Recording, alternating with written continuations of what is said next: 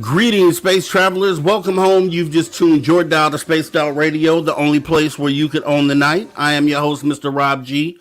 And as always, we'll be broadcasting to you on the terrestrial affiliates from North America and digitally on TalkStream Live, KPNL, and Odyssey Radio. Remember, you can access our archives for free at youtube.com/Spaced Out Radio. And while you're there, please consider hitting that subscribe button. Don't forget to follow us on Twitter and Instagram at Spaced Out Radio and at Spaced Out Radio Show. Our website is spacedoutradio.com, where the options are endless. You can stay up to date with SOR Newswire.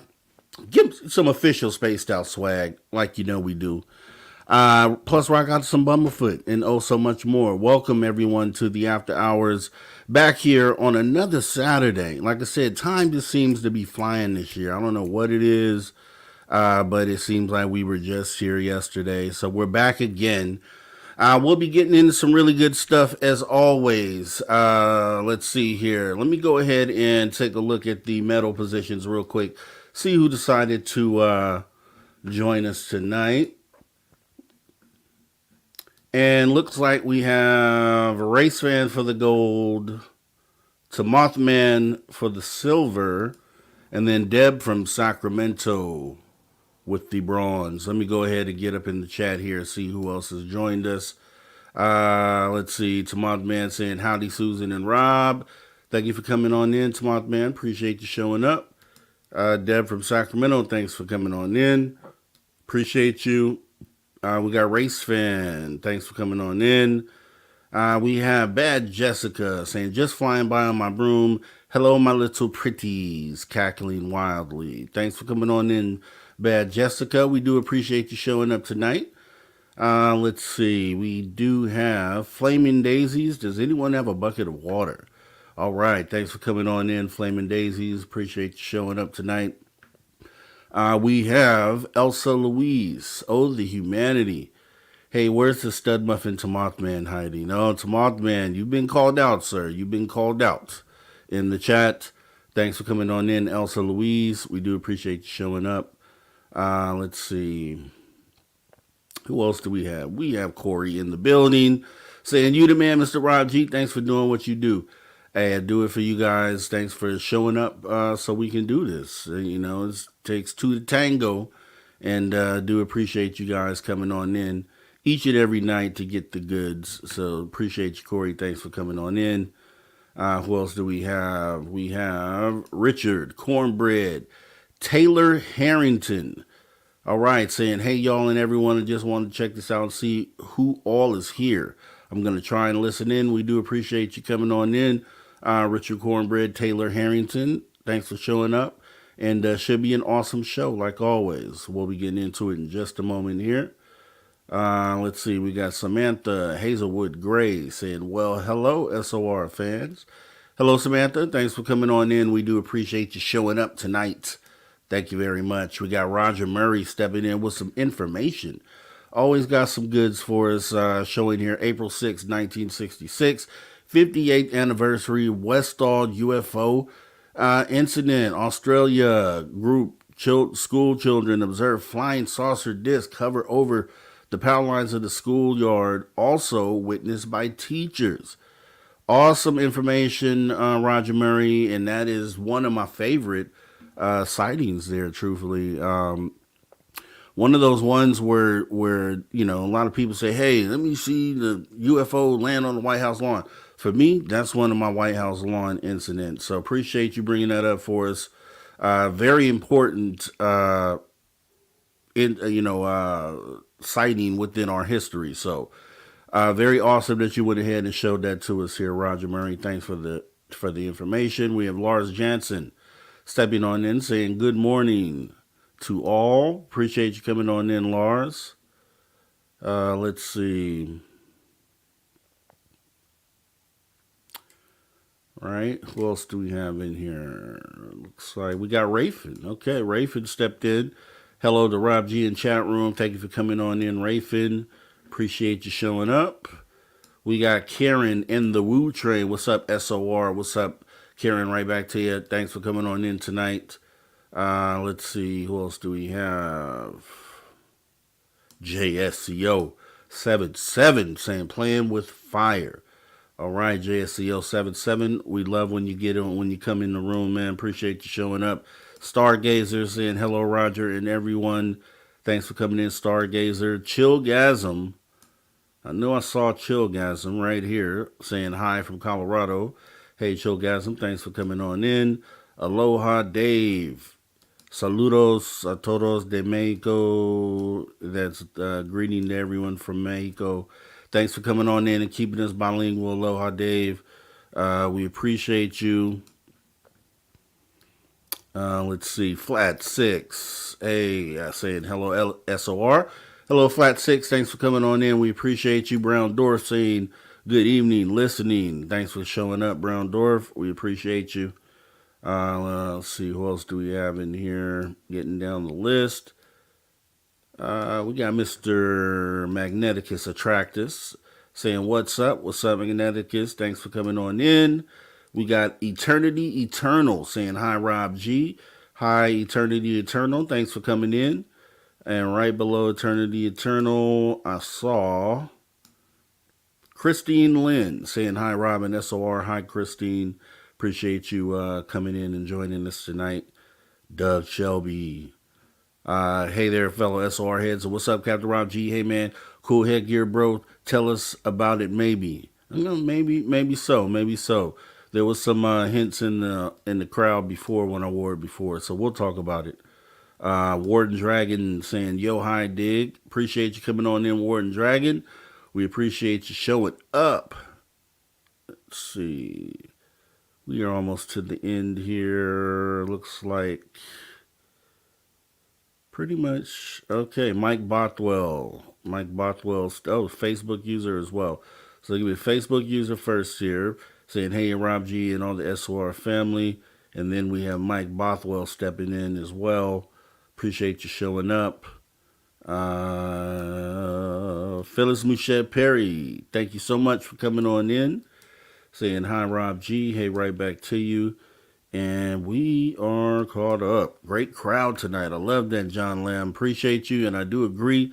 It's going to be an awesome show, too, as well. So, you know how we get it in. We're going to get some good stuff in tonight. And what I'm going to go ahead and do, this is if you're familiar to the show and how we do here, then you already know what we're about to get into. We're going to go ahead and jump into that SOR Weekly Review, jump into the Spaced Out Radio Time Machine. Just in case you may have missed something, we're going to go ahead and make sure that you get caught up to date. So let's go ahead and jump into SOR Time Machine and check out the SOR Weekly Review. Here we go. He's investigating a house that is seeming to have some weird and high strangeness. How did you come across this case, Max? It's not a matter of it being this particular house. I, like I was mentioning, I would put out cameras and stuff different places. And so I happened to be at this particular house that night. And I had a trail camera affixed to a deck post on the deck, obviously, like where the stairs come down. And the woods are like to the left of that, maybe 30 feet to the left, something like that. And this happened around, it was late, like maybe 3 or 4 in the morning, something like that. And they have a cat, kind of like our huge Siberians, which hopefully you'll get to meet. Chunky Cheese, aka Olaf, aka Gray Slayer. And one day I'll tell you why I call him Gray Slayer. But anyway, is napping over there. But their cat was pawing at this window and stuff, like quite vociferously. So I decided to go out on the deck. And the problem is I've been trying to get footage of this winged thing, this winged creature, for on and off for years. I mean, this happened back in 2016, that first thing. And this was last February that this finally happened. And recently, shortly before that, I had gotten a few frames at that particular house of one of those things flying. Like literally, it was so fast that when it bolted by the screen, the trail camera didn't barely had time to turn on, and I got like 2 or 3 frames of it at the corner flying through, and you could see the four wings. And I was like, fantastic, but it was so brief. So I figured it might be one of them. So I went out on the deck. In retrospect, it was probably pretty stupid. But this is why women live longer than men, because we do stupid things. Okay. So I go out on the deck there, and I was like right behind the trail camera there, and I'm looking, and I figured, I'm going to wait for this thing to show itself or whatever, and then I'm going to turn on the camera. And then I started getting this weird feeling like it was like a wave of cold hits you. And when people go to the website there, which by the way, you do have to subscribe to, see the video and the other videos coming, but it's inexpensive. But anyway, the like there was a wave of cold, and when you see the video, you'll see, if you noticed it towards the end, the temperature shift as the entity pulls away from me. So as it comes towards you, the temperature drops. And you also get this sort of prickly feeling like static, or maybe like when like a storm front is coming towards you, like heavy electricity in the air, that kind of thing. And so you start getting the hair on the back of your neck coming up and stuff. So I what I call flashed the camera, meaning I took my hand in front of it and I went like this. So I turned it on, and I'm waiting, expecting one of these things to bolt through the tree line or something like that. Nothing seemed to happen. So then I was like, huh. And then it was getting a little creepy out there for my taste, and stuff. So I went back inside, whatever. But the next day, when I got the camera, the footage and everything, that's when I saw what you've seen in the video. There was this big energy field, which the human eye cannot see, but the infrared camera could pick up on, and it has this cyclone. What happens to our bodies and our consciousness while we're sleeping and dreaming? Yeah, so it's really beautiful what happens actually.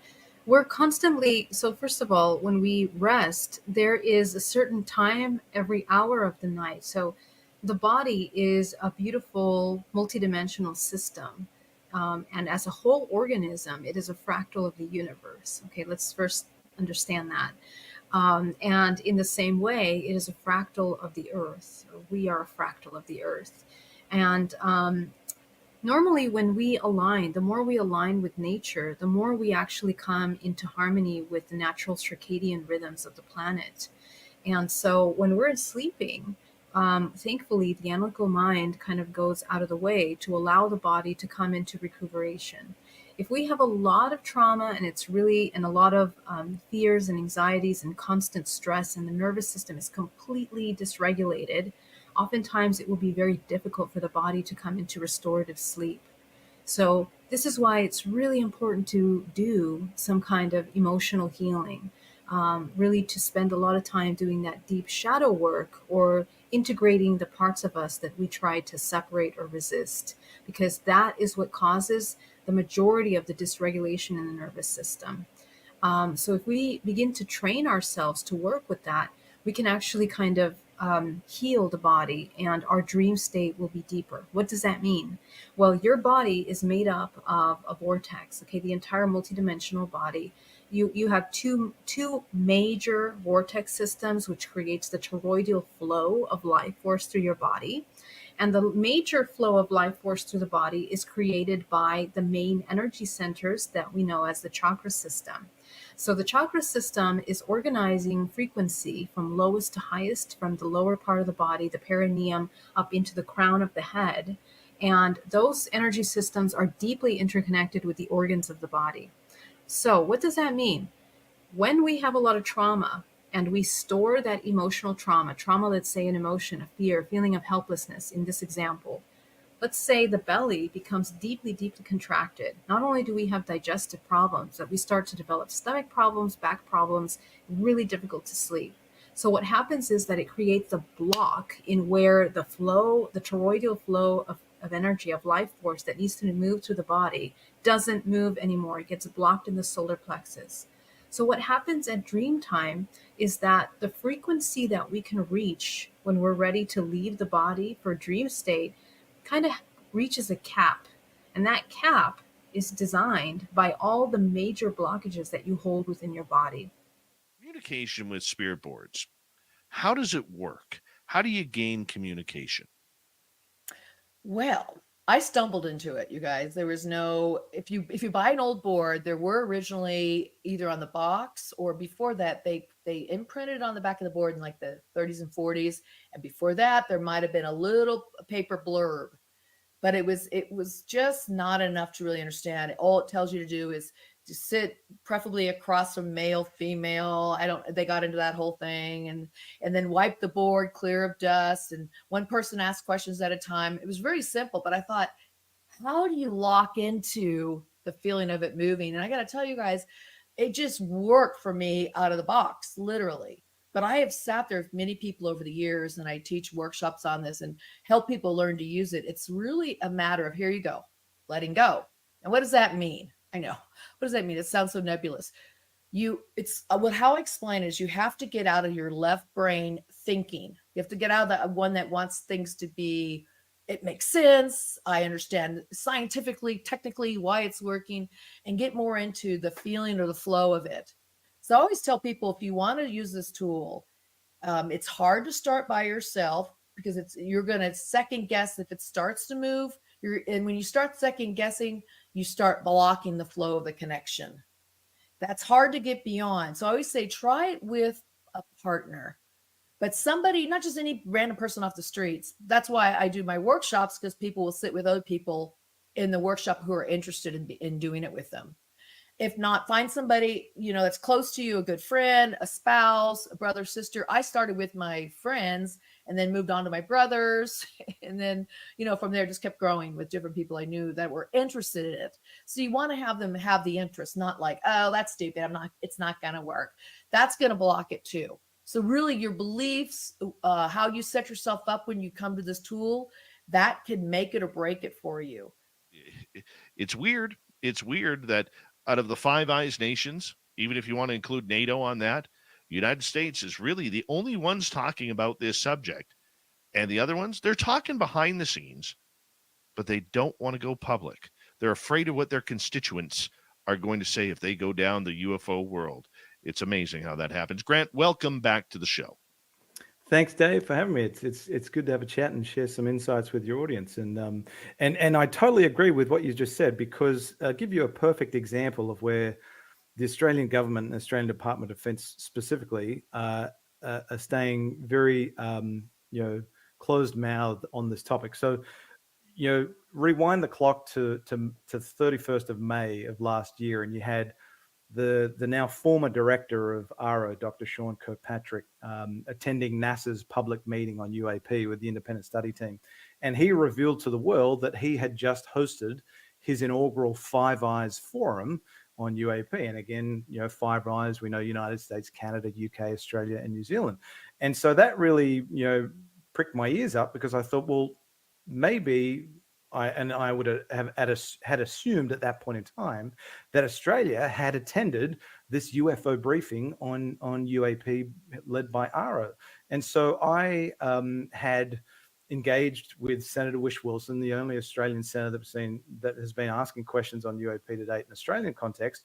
And I had proposed to him a number of questions for his consideration to ask in Senate estimates. And to my surprise, he has asked a lot of the questions that I've provided him with. And one of the questions that he asked in a what's called questions on notice, where senators can submit written questions to those in positions of leadership and defense, and request responses. And that's why I always say it's so important that folks that take this topic seriously engage their elected representatives on this topic, because FOIA will only get you so far, will reveal breadcrumbs. And if you've got questions that you ask of your elected representatives or your government, more often than not, you'll get no response whatsoever. Or if you do get a response, it's a non-response answer.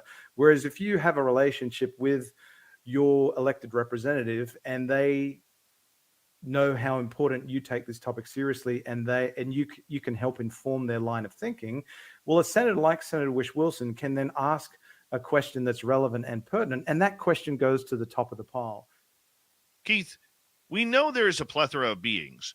Do any of them hang around invisible, just laughing at our antics or watching us like soap operas? This is the woo of our lives kind of stuff? Absolutely. There are a number that do that. Many of the ones that are hanging around with that in mind, though, are actually not ETs. Well, technically they are in a sense, but they're actually ancient races. The ones that you guys read about, that you've written about in mythology, in many of your so-called cryptids, aren't exactly as cryptid as you might think. But there are ones that will just sit there in the corner and go, okay, is he going to see that door, or is he going to walk into it? But they watch for the oddities. Like one in particular, I kid you not, they were sitting there watching and betting between them as to whether this one human was going to end up dying. The human actually ended up living. He walked through an active propeller and never got hit.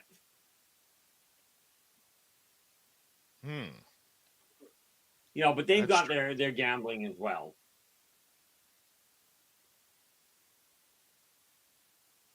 But strange. You got to remember, this is a live action soap opera for them. A lot of times, Nicole, we talk about the negative side of ufology that's going on lately, because there is a lot of politics and a lot of rhetoric that is going on within the community, from the pro to the con, when it comes to the disclosure movement. But one of the things we haven't talked about in a long, long time is who is really making a difference.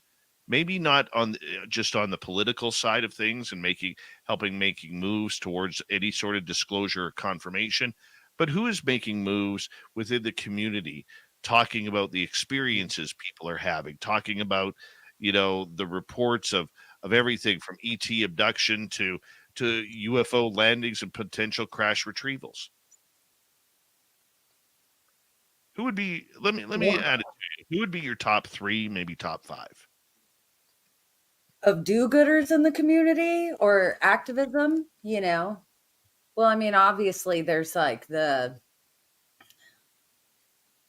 what I call the Lou crew, and people support that Hydra head of disclosure. And there is a lot of good activism happening in that. And that's the political world I think you're talking about. But then there are these pockets that aren't really known throughout the community because they're not seeking celebrity or fame or notoriety. They're just trying to do solid work. And that's where you hear of like these groups working out of Harvard. I can't say they're an official group, but there's interested parties in Harvard that are doing interesting work with experiencers. The same out of MIT. We've discussed our friend Michael Masters, and who the university he's affiliated with. I think he's trying to pursue this avenue through his academic world. But there's pitfalls in that too. We discussed this kind of earlier today, just sort of that cycle of how to get things done in academia and how to break in with something that's so fringe. That's going to be something we have to tackle in the future. So I brought up Harvard and MIT. There's obviously some work, like I know controversial, Jack Sarfati, he's affiliated with people that work out of the Lawrence Livermore Foundation, and some interesting work going on there. So there are pockets, and there are plenty of independent people as well, like our friend Chase Williams, who started Paradox, which is sort of this AI eating machine of all things paranormal. And so hopefully it'll be a resource and a database that every researcher can turn to.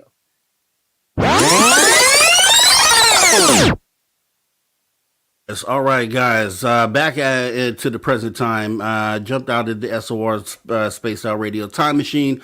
Once again, another great week of awesome episodes. If you missed any of those, make sure you jump back in our archives, youtube.com/Spaced Out Radio, to go ahead and catch up on what you may have missed. Once again, awesome shows. And as well, we have an after hours archive as well, as you already know. So you can jump into that and see some of the previous awesome interviews that we've done here on the weekend show as well. Along with Jessica Jones, the Cryptid Huntress. Definitely a lot going on here at Spaced Out Radio.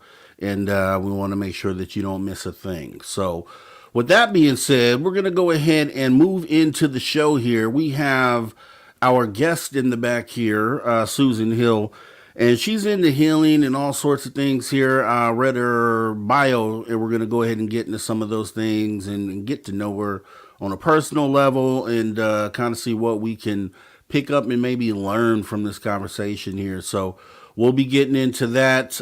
You guys sit back and relax. Want to go ahead and recognize Mike Bothwell for the super chat. Appreciate you with the super sticker, Mike Bothwell. Thanks for your support of Spaced Out Radio. Also, Foxy Joe saying hello, Dave and Karen. That was the replay, Foxy Joe, but we do appreciate your support of Spaced Out Radio as well. And with that being said, without further delay, we're going to go ahead and bring our guest in. As I just said a moment ago, Susan Hill. So let's go ahead and introduce her to everyone as we bring her up on the stage. Right. Hello, Susan. How are you today? Hey, good. Rob, how are you? Can you hear me okay? I can hear you really great, Good. really well. And if anyone has a problem with the volume out there, please let us know. Sometimes on their end, it's a little wonky, but I do appreciate you coming in today, Susan. Yeah, I'm excited. I've been looking forward to it. Definitely. So Yeah.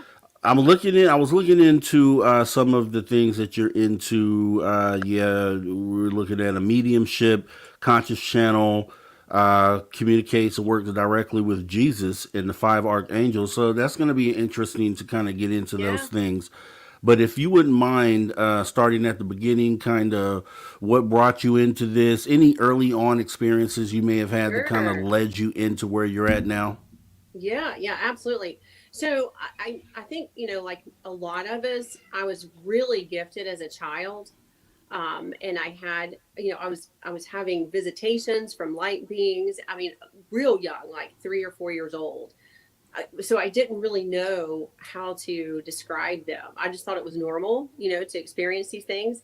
And I was, having the visitations from the light beings, also like deceased loved ones that, my great grandparents, for example, my great grandmother specifically, that I'm named after, ironically enough. But she had died years before I was born, and I would describe her to my parents, like the next morning from my nightly visits with these, family members or other beings or whatever. And they just thought that I had a big imagination. But as I got older, it was becoming more descriptive, I think. And I was telling stories too about different families, but I was using it in first person, like I was doing this or I was doing that, or my family or my children, or things like that, these stories. And my mom actually wrote some of those stories down. And I'm hoping I can find that book that she wrote these in. We're going through her house right now. But so the stories from childhood kind of add up to what's going on now. You know, I kind of piece the puzzles together in downloads or transmissions or experiences or lucid experiences that I've had as an adult with what I was, you know, telling my mom and my dad when I was younger. I would also, I had one specific, you know, light being that would come and visit me, and his name was Gabriel, but he was golden light being. He didn't really have any features, but he had like the silhouette of, you know, like a human. He had somewhat of a face, and then the auric field around him that made, you know, the wing-like kind of movement when he would come and visit. So, but yeah, that was just a normal thing. I could see auras around all living things, you know, even the colors. And then about probably 8 or 9, those gifts started fading out a little bit, you know, as I was being conditioned down into society, I guess. And I was born and raised in the South, still here in Georgia. So it's very traditional, very indoctrinated. So there was really no reference for the things that I was, you know, sharing with my family when I was little. And they, luckily enough, they did not say that, oh, you shouldn't do that, or that's not real, or whatever. They just said that that's, you know, you have a great imagination, and they would just rub it off and just, you know, just kind of leave it there. But there was really no reference for it. But then I always had it in the back of my mind. I had it back on a back shelf back there, you know, as I was in school and doing, you know, young kid things or teenager things or basketball, cheerleading, whatever. Of course, it was kind of conditioned out, and I didn't really think about it much. But then as a young adult, I was really into like the paranormal. And this was back in the early 90s, so we did not have like all the shows or social media or anything like that. There was nothing. It was just, you know, the ghost stories and the Ouija boards and that kind of thing that we had. We didn't have equipment like they do today. So again, there was not a lot of reference for that. It was just fun and exciting and something to do, but I always thought that there was a way to communicate. Then, you know, after graduated, I did all the adult stuff, got a job, got married, all those good things, and had a, you know, living the normal human life. And then I would say about 2016 is when it started to change. And I had like, I don't know, like the event moment of my awakening, I could say, was 2016. And then probably 4 years ago now is when I started getting clairaudient audible downloads, yeah, or transmissions, you know, from other beings that were sharing information that I had no clue about, and I was not there. I was not, you know, in the cosmic realm of things. I was more in the haunting ghost spirit thing. I was more comfortable there because that's what I knew, and that's what I was interested in for so long. But now I was hearing from beings from out in outer space, I guess, you know, and I knew nothing of that. I had no reference for that, no interest when I was younger. I wasn't a science fiction person. It just wasn't something that I knew about. So yeah, 4 years ago, June 1st, of 2020, I was sitting on my couch with my coffee before work with my dogs, had the TV on, just a normal morning. And I started hearing this really high-pitched frequency, and I thought it was coming from the TV. And it sounded kind of what I know now as like a singing bowl or tuning fork that you would use in like a sound bath session or something, you know. Like a resonant sort of tone. Yeah. Yes, it was. And I thought it was coming from the television. So I turned the TV off, and it was still there. And I was trying to figure out where this noise was coming from, where the sound was coming from. And then all of a sudden I could hear language within that tonal frequency. I could hear the inflection. I could hear the different, you know, the consonants, the the vowels, how they were forming the words, and the inflection between the words. And they said to me, they said, so, well, I was sitting on the couch, so it was a surprise for one thing. This was just a shock. I started hearing it, and I was like, I don't know what's going on here, because I started hearing words, but then a whole sentence came through, and it said, they said, "Good morning, Susan. This is the Syrian Council. We are transmitting from Sirius B." And I just sat there for a minute. I had no idea about any of that. And I really thought I was going crazy, because several years before, in 2016, I was having experiences not like that. I was having experiences where I was seeing like shadow people. I had a lot of anxiety there. And during that 3 weeks, and I know more about this now. During that 3 weeks, I lost 27 pounds, and I am not a big person. I was purging all of it. I wasn't physically purging, but I was, I think, spiritually purging things from my physical body, to make room for what we would say this awakening of everyone, but that's just how it looked on me. That's how it affected me. 27 pounds. I was skin and bones. Yeah. And then it just stopped, it just stopped. I was to the point where I was going to go to the physicians, or, to the hospital or doctors or something, because I couldn't eat. I couldn't keep anything down. And then it just stopped out of nowhere. And so here I am today, a whole different person with a whole nother mindset and understanding and just expanded consciousness of things. It was very strange.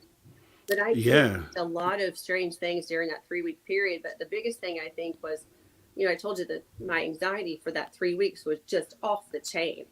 And one night I was getting ready to go to bed. My dogs were in there, and my husband worked out of town, so I was by myself. So that just made it worse, And I felt like somebody was around. It felt like somebody was in the house, or it just felt like that, and it had that real spooky feeling to it, like I had when I was really working in the paranormal. And I got in the bed, I had my dogs in the bed, turned the TV off, and the anxiety got worse and worse. And I could feel like someone was coming close, like somebody's coming, up to you, or walks behind you. You can feel somebody walking into a room, for example. But they were getting closer and closer, and I felt like I was going to jump out of my skin. And so, but my dogs were calm. They weren't doing anything. They were beside me, And so then I heard 3 male voices. They were right in my face. There was, one here, and one over here. So it was 3 male voices that came through. I didn't see them. I could feel them. And it was funny, because as soon as they got right in front of me, the anxiety went away. Like I was completely calm. And they said 3 sequences of numbers to me. The first one said a number sequence, 717. Then the second voice said another number sequence. And then a third one, another number sequence. And I've never forgotten those numbers or the voices. And then, 4 years later or so, is when I had that clairaudient download.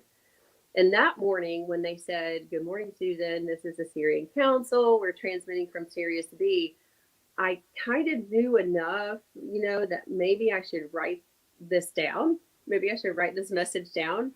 And so that's when I started keeping journals of everything and all the messages that came through from them. And I have journals everywhere now. I have journals with me all the time. I have one right now beside me, in the car, beside my bed, everywhere, and I write them down. And so that's where that first publication came from that I published in September, was messages from the Ninth Dimensional Plating Collective, from Pleiades. And we have some of that we'll go ahead and show. And I know someone I was reading in the comments said our volumes were a little off. The mine's was higher. Mike Bothwell, is the volume looking good right now? Let me know in the chat. So that's awesome. And one thing I keyed in on that you said earlier is that you said that your mother had the wherewithal to take down some of the things you were saying as a child. She did. Yeah. So you said you might have some of those things yes, that we're you can hoping read? to. Yeah. So we're hoping to find those in her house somewhere.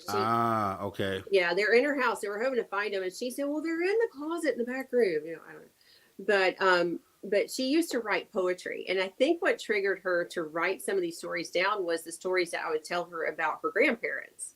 It started out with more of details about the family, and she was familiar with that, and she was very close with her grandparents, and so when I would tell her stories about my great grandmother, of course, she started writing that down. And then there was another one that was an uncle of mine that I was talking about. Or when my brother was a missionary for 9 months in France, I would get up in the mornings. I was only 3 years old. I would get up in the mornings and tell her what my brother was doing. Now, mind you, this was in the 70s. There was no cell phones, no internet, no nothing. I was a 3-year-old, and I was giving her details about what my brother was doing during the day, when I would wake up in the morning. And so then, like a week and a half later, we couldn't call. There was no cell phone, so he had to wait to call. It was very expensive to call home. And so he would tell her exactly the same thing. Like, yeah, I did this, or I did that, or, and she started she was like, well, she's already told me this, So she really started taking note at that point, with the family descriptions and stories about my grandmother, for instance. And then when my brother was in Paris, and then that was matching, I was getting up in the mornings all happy and excited about what Chuck did the night before or the day before, as a 3-year-old. So, yeah. So with that being said, so being able to have those visions, obviously your mother saw something there in order to record those things, to think, to record them. So you state in your bio that your family has like a strong spiritual foundation, right? So Yeah, they do. You grew up within that. How did they view some of the things that you were going through? Like, what were their views of it? I don't, like I said, I don't know. They really didn't, it wasn't negative kind of thing. They didn't really research it or look for answers or ask anybody, to my knowledge. But they just kind of accepted it, and let me do whatever I wanted to with that, within reason. And really, they didn't encourage me or not encourage me. They just said you just have a great imagination and just let it go.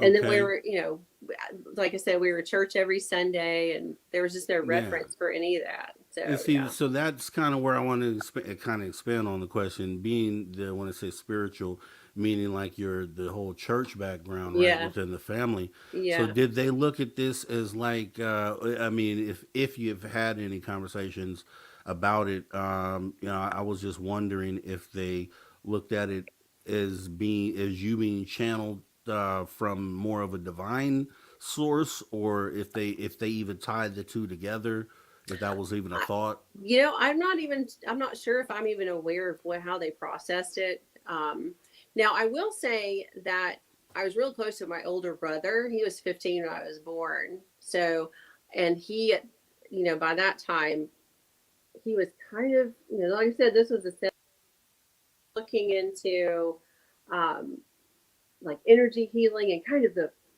those kinds of things. So they had a little bit of exposure into what he was learning more about, like the more holistic ways of healing and things. And he is a Reiki master too, by the way. But so he kind of had another idea of what might be going on, and he may have talked to them a little bit about, hey, just let her, let's see what she says, but I'm not, they've never really discussed it. It was just the way I was. That's just Susan, that's just what she does.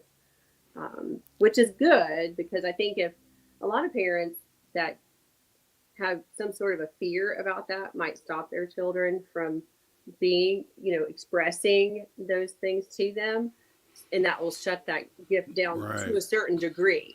It's always there. I don't think you ever lose it, but yeah. So that's what I was wondering, because it always seems like there's it's differing, the dynamic between spiritual beliefs and then what it is that we learn about the phenomenon if those two things intertwine. And Right. some groups have different beliefs on if they do at all. So Mm-hmm. it's always an interesting dynamic to see someone who comes up from a spiritual background, religious background, kind of how that's perceived. But Right.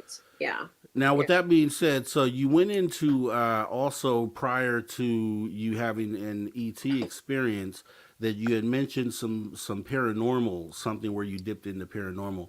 You Yes. saw shadow people and all sorts of things like that. Yes. Yes. So Yes. how did that come about, and when did you what was your perception of what it was you were seeing initially, and how old were you roughly? Well, when I was seeing the shadow people, when I was talking about this event moment, when I had the three beings come to me and say the number sequences, that was in 2016. And Ah, okay. by that time, I had, already kind of dabbled into like the ghost hunts and the paranormal stuff. And so I knew it was something. Like I knew that there was something there. And I knew what I was seeing. But I really didn't have, even at that point in 2016, I didn't have um, a reference to what, a shadow person is. I really still don't really know. Um, but definitely not any of the cosmic or other civilizations out off the planet. I had no idea about that. So, but I did. One thing that I was really interested in, I think this was kind of the platform for where I am today, being clairaudient and getting transmissions, is I was fascinated with somehow to communicate. And so probably for about a year before that, the one, when I got that big transmission in 2020, when the Syrians came through, for about a year and a half before that, I was really, really heavily into instrumental trance communication. I had all the equipment and I had the recorders, I had everything. I had, the ITC research, and I was really into that for about a year and a half. And it's fascinating. It's still fascinating to me. And then it just kind of moved into where I am now, where I don't need the equipment. I can hear what's coming through in a certain state. I'm not going to be, vacuuming the floor. So, well, I might be, I don't know. But I mean, busy with the kids or whatever, I'm not going to be doing that and get it transmission. But if I'm, doing my meditation and I'm in my quiet space, I can get a message from them. So, Okay, and I guess going into that, what is if you are able to explain, because I hear medium, I know what a medium is, but then I hear you say intuitive medium. mm-hmm. What do you mean by that? Like, what is the uh, description of what an intuitive medium is? And I kind of made that phrase up. It's not really, I guess maybe somebody that use it, but I'm very empathic.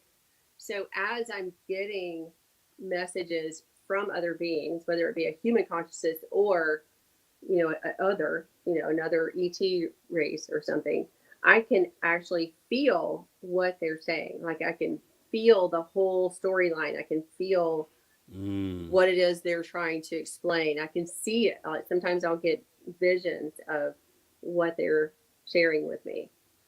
So I'll get the whole package. I can hear it, I can feel it, and then I can sometimes see in short little visions of what they're trying to tell me. So, yeah. Okay, and forgive me if you've already said this, but Yeah. the because when we talk about mediumship, it's the ability to communicate to an other side, essentially. Yes. Yeah. So I'm wondering if that includes paranormal, or if this is specifically extraterrestrial contact. I think it includes paranormal as well, because Okay. I can connect to, well, paranormal in the sense of like human consciousness, like your family that has crossed over, friends. Yes. I Yes. can connect to human consciousness, but it's not my thing. It's like not my niche. Where I thought, for a long time it was. Apparently, I'm more connected to beyond, the human consciousness, and I can also tap into, people's akashic records, like their soul's history. Wow. of where they came from, what energies are around them, what energies are they using right now in their life, on their path, on their ascension path. Who's with them right now? What are they learning from certain beings and certain guides, for instance? Okay, so on the paranormal piece, you looked into it as you went into it with the perspective of wanting to do research, but you kind of stepped out of that into a Yeah. different lane, essentially. Okay. Yes. And I feel like that was my kind of my foundation for that, because it had to do with communication, with the instrumental transcommunication research. And so that was like my little segue into where I am now. I think that was my foundation for where I am today. And I'm real comfortable here too. I mean, I love it.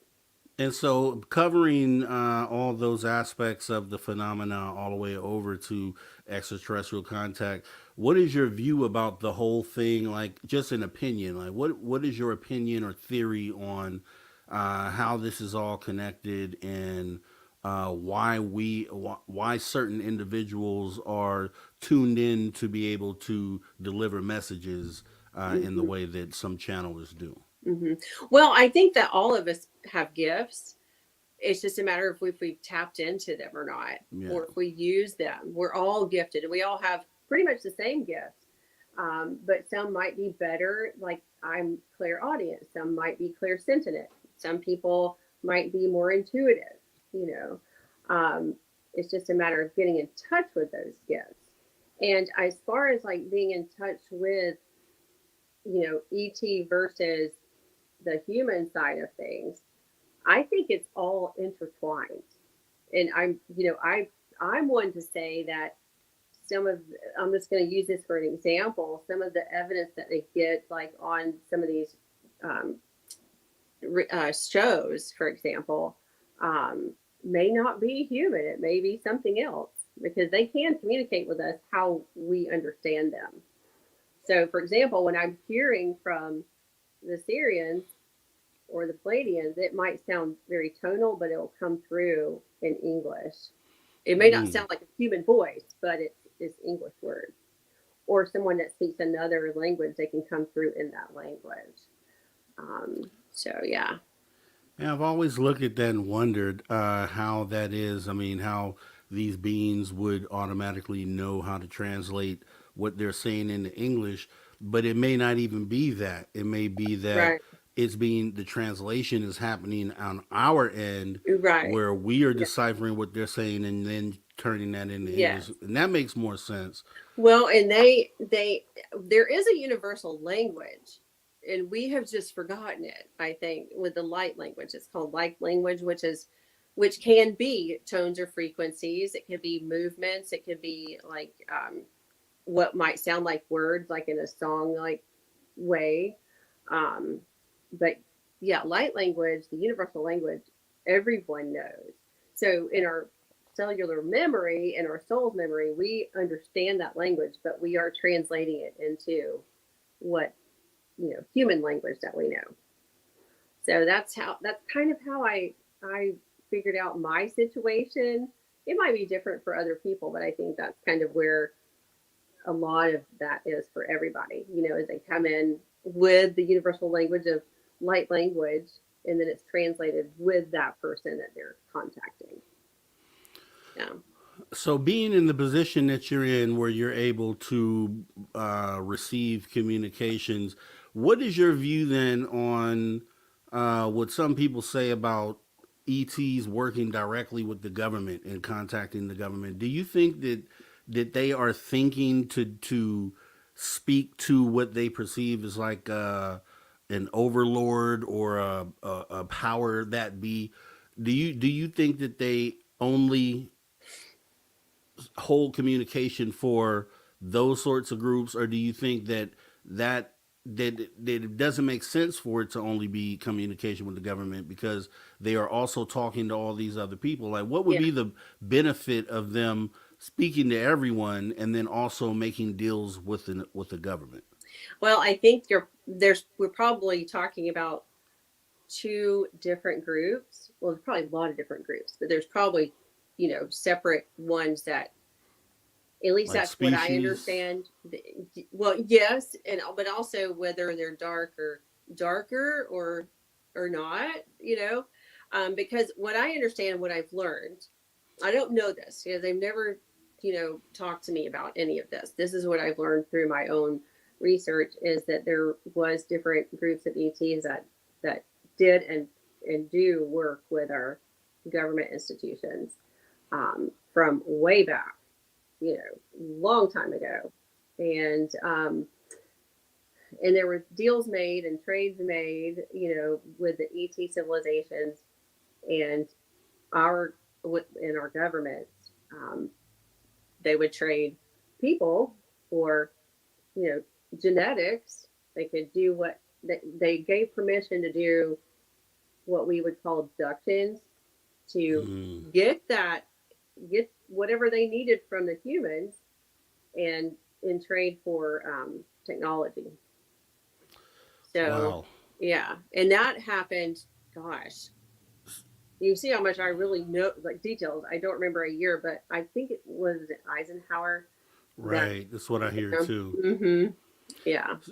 So then, that's an interesting theory as well. So maybe there's a particular group that are the ones that are speaking to the government or communicating, but then the other one, there's a different species that is making direct contact with individuals. Mm-hmm. So okay. So what type of information do you get then about the ones that you're able to contact, as far as their outlook or the thing that they want most for humanity going forward? They are really cheering us on. They are our biggest cheerleaders. They're here to guide us, to help us. They to suggest. They can't really tell us what to do, because of, you're not supposed to interfere, but they can gently guide us, and they're just support, and they're really cheering us on. There's a whole group of ETs that are right now around our planet that are helping with this whole process here with everyone. So, I think that some of them are also working with the higher ups, with our officials and the governments as well. They have never said to me anything about like the future or what's going to happen. They just don't do that. Everything that they say to me, or they have said to me, has been very positive for humanity. And that's what I knew, that these messages needed to be shared. They're very loving. They're very kind. They're very encouraging. And they might say something that's specific to me if I'm getting the message, but it's really, it can be shared with other people. Mostly about remembering who we are, what beautiful beings we are, how strong we are. We're not victims. And where we're going. We have the ability to move into a higher density, and get over into the fifth dimension, is, ultimately where this realm is moving, and we're all going to get there. And, that's kind of, the messages that they come through to me. It's very loving, very encouraging, just kind of ushering us along, here, and giving us suggestions on things. So, yeah. Are you open to there being two sides to the conversation, a benevolent and then a malevolent side, just two opposing sides with all these species that are supposed to be out there?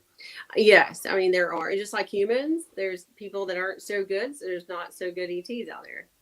I do feel like, and I don't know what that might be, or who it is, or what. I do feel like there has been a lot of that removed, and that is being kept away from being able to access us as much. And we're doing a lot of that work as well, because our vibration is rising. So, the light always trumps dark. So that we're kind of putting up those shields. Our own self may not realize it, but they are definitely helping in that. All right. Well, that's awesome. Right now, we're at the bottom of our first hour. So, Susan, what we're going to do is take a pause for the cause, and we'll get ready to come back with hour number 2. Yeah. So, guys, you guys don't want to go anywhere, because Susan has sent over some awesome images and videos we're going to take a look at. And also, we'll get into, she gets into pyramids, and we'll kind of talk Yeah. more about that and figure out what's going on there. Until then, you guys hang out. We'll be right back in about 5 minutes here. See you in a minute.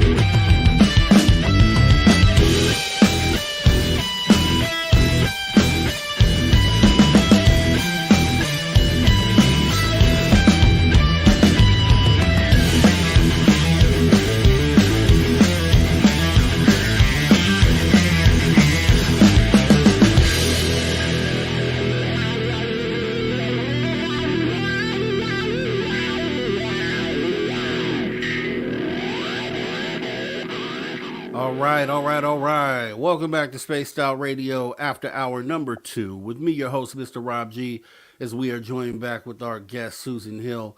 Actually, real quick, Susan, Yeah. let me talk to all the space travelers out there. Since you guys are already space travelers, consider taking the next step and joining the club.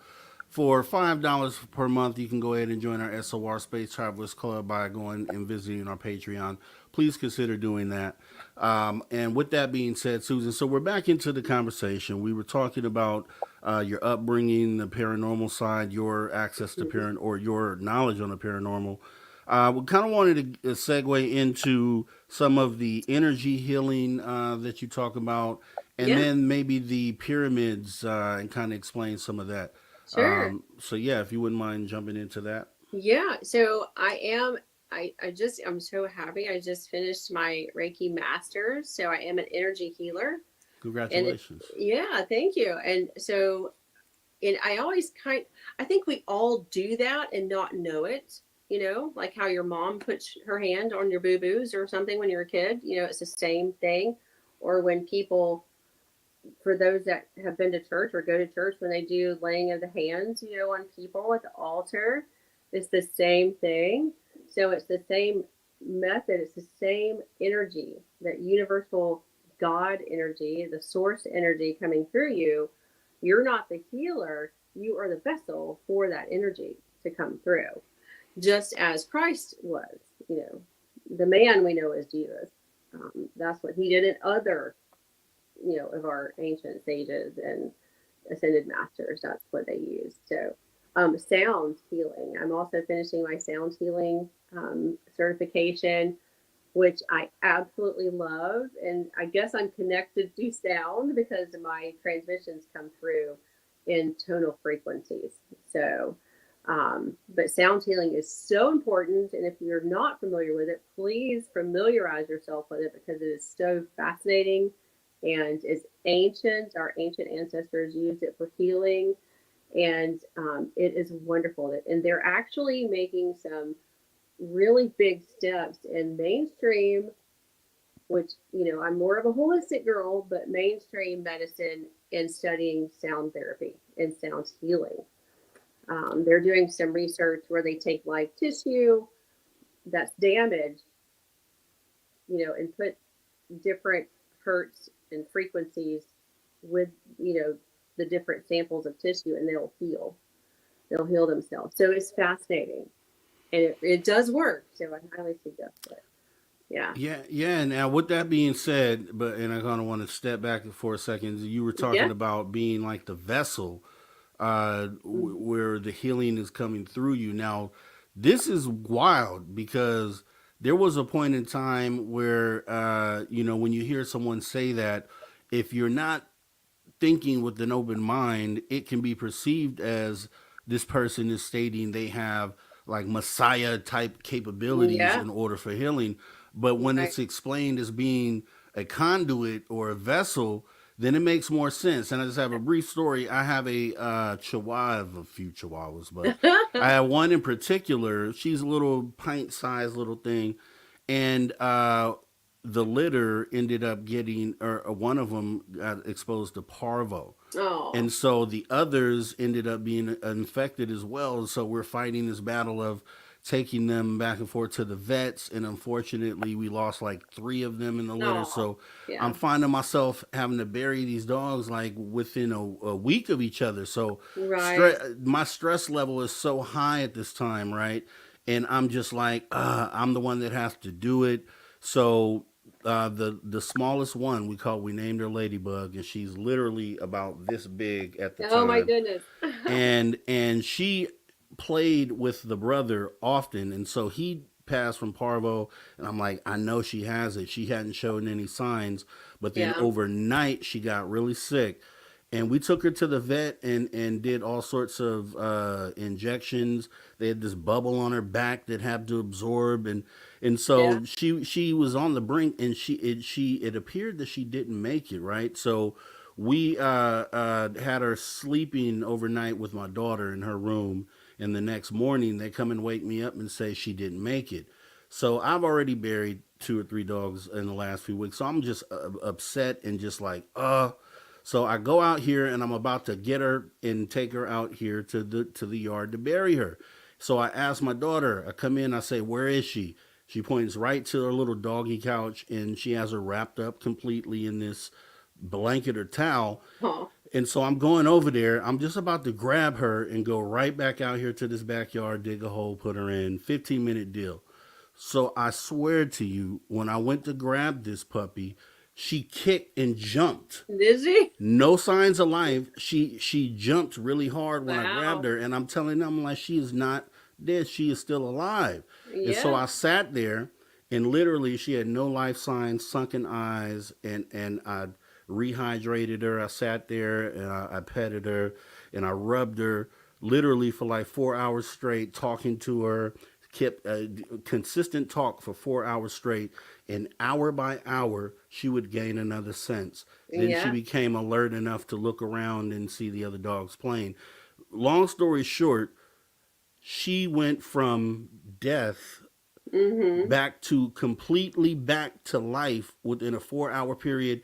And it felt to me, I felt like that energy channeled through me Oh, into this absolutely. puppy. And Yeah. so that makes, when we have these conversations and then I have like a real life example, it just makes it so real for me when you say something like a conduit or energy passing through you. It's a real thing. It That is. is a real thing. So I just It wanted to is. make that point. Yes.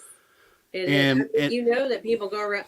People have these parties where you hug each other. You know, just a human touch to someone, you know, that doesn't get it that often is very healing. So it's, yeah, with animals too. I mean, we're all connected. All life is connected, and we're all connected by this universal energy field. You know, and it. I mean, the highest is love. So I mean, and if you give that to someone else, you're going to give them basically life. You know, so yeah. and I tell you, I come from a religious background, but I never took the credit for me being the one that brought her back because I have no control over what happened there. But I think Right. it just the physical touch and the me holding her for 4 hours, I Mm-hmm. felt like the energy came through me into her, and it's wild to say, Yeah. but it's like when you really look at a real life example of that and see how that is a real thing, it Mm-hmm. just makes what we're talking about here much more powerful.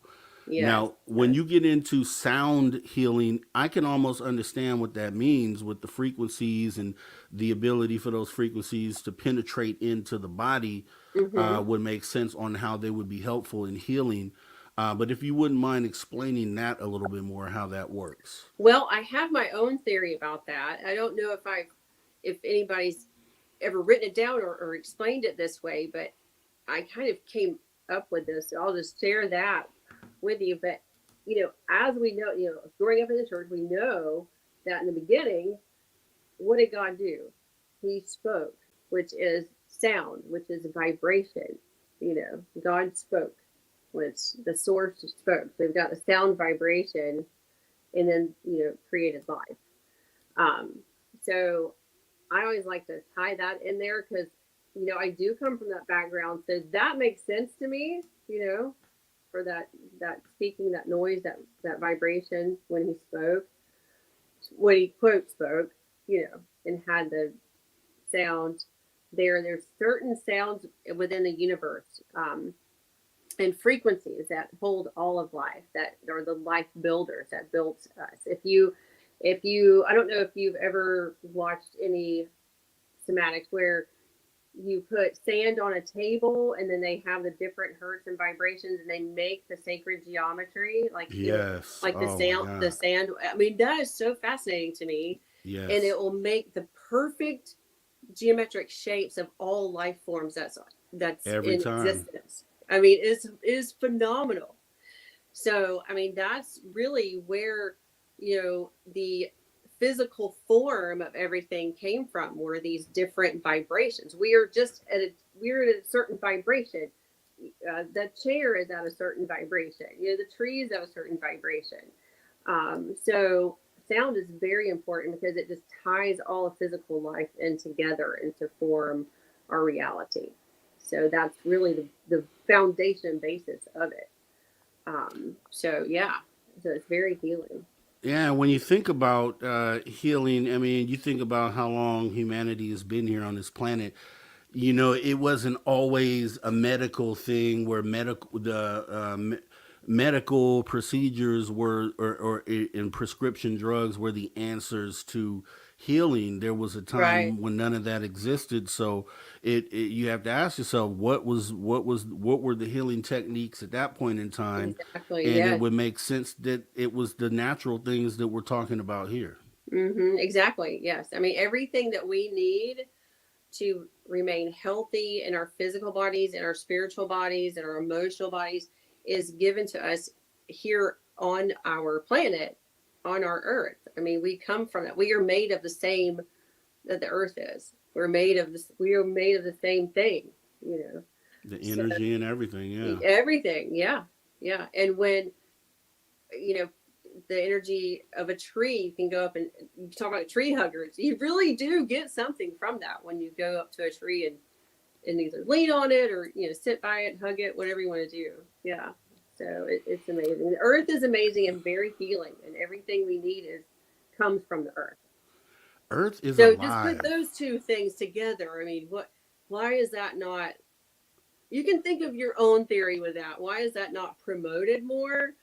I think we all kind of know the reason about that. So Well, I was a kid that and I'll preface it by saying I'm a creative person, and we'll end up because tomorrow's show we actually have Dirty Filth on, and we're going to be talking about art and things like that. oh And yeah. I come from an artistic background, and I've been a person that is since like 9 years old has been into like music, playing music, and all sorts of things where you're pulling things from some other realm. These ideas and these things are coming through your Yeah. fingers, and the whole beauty of that and so I look at it.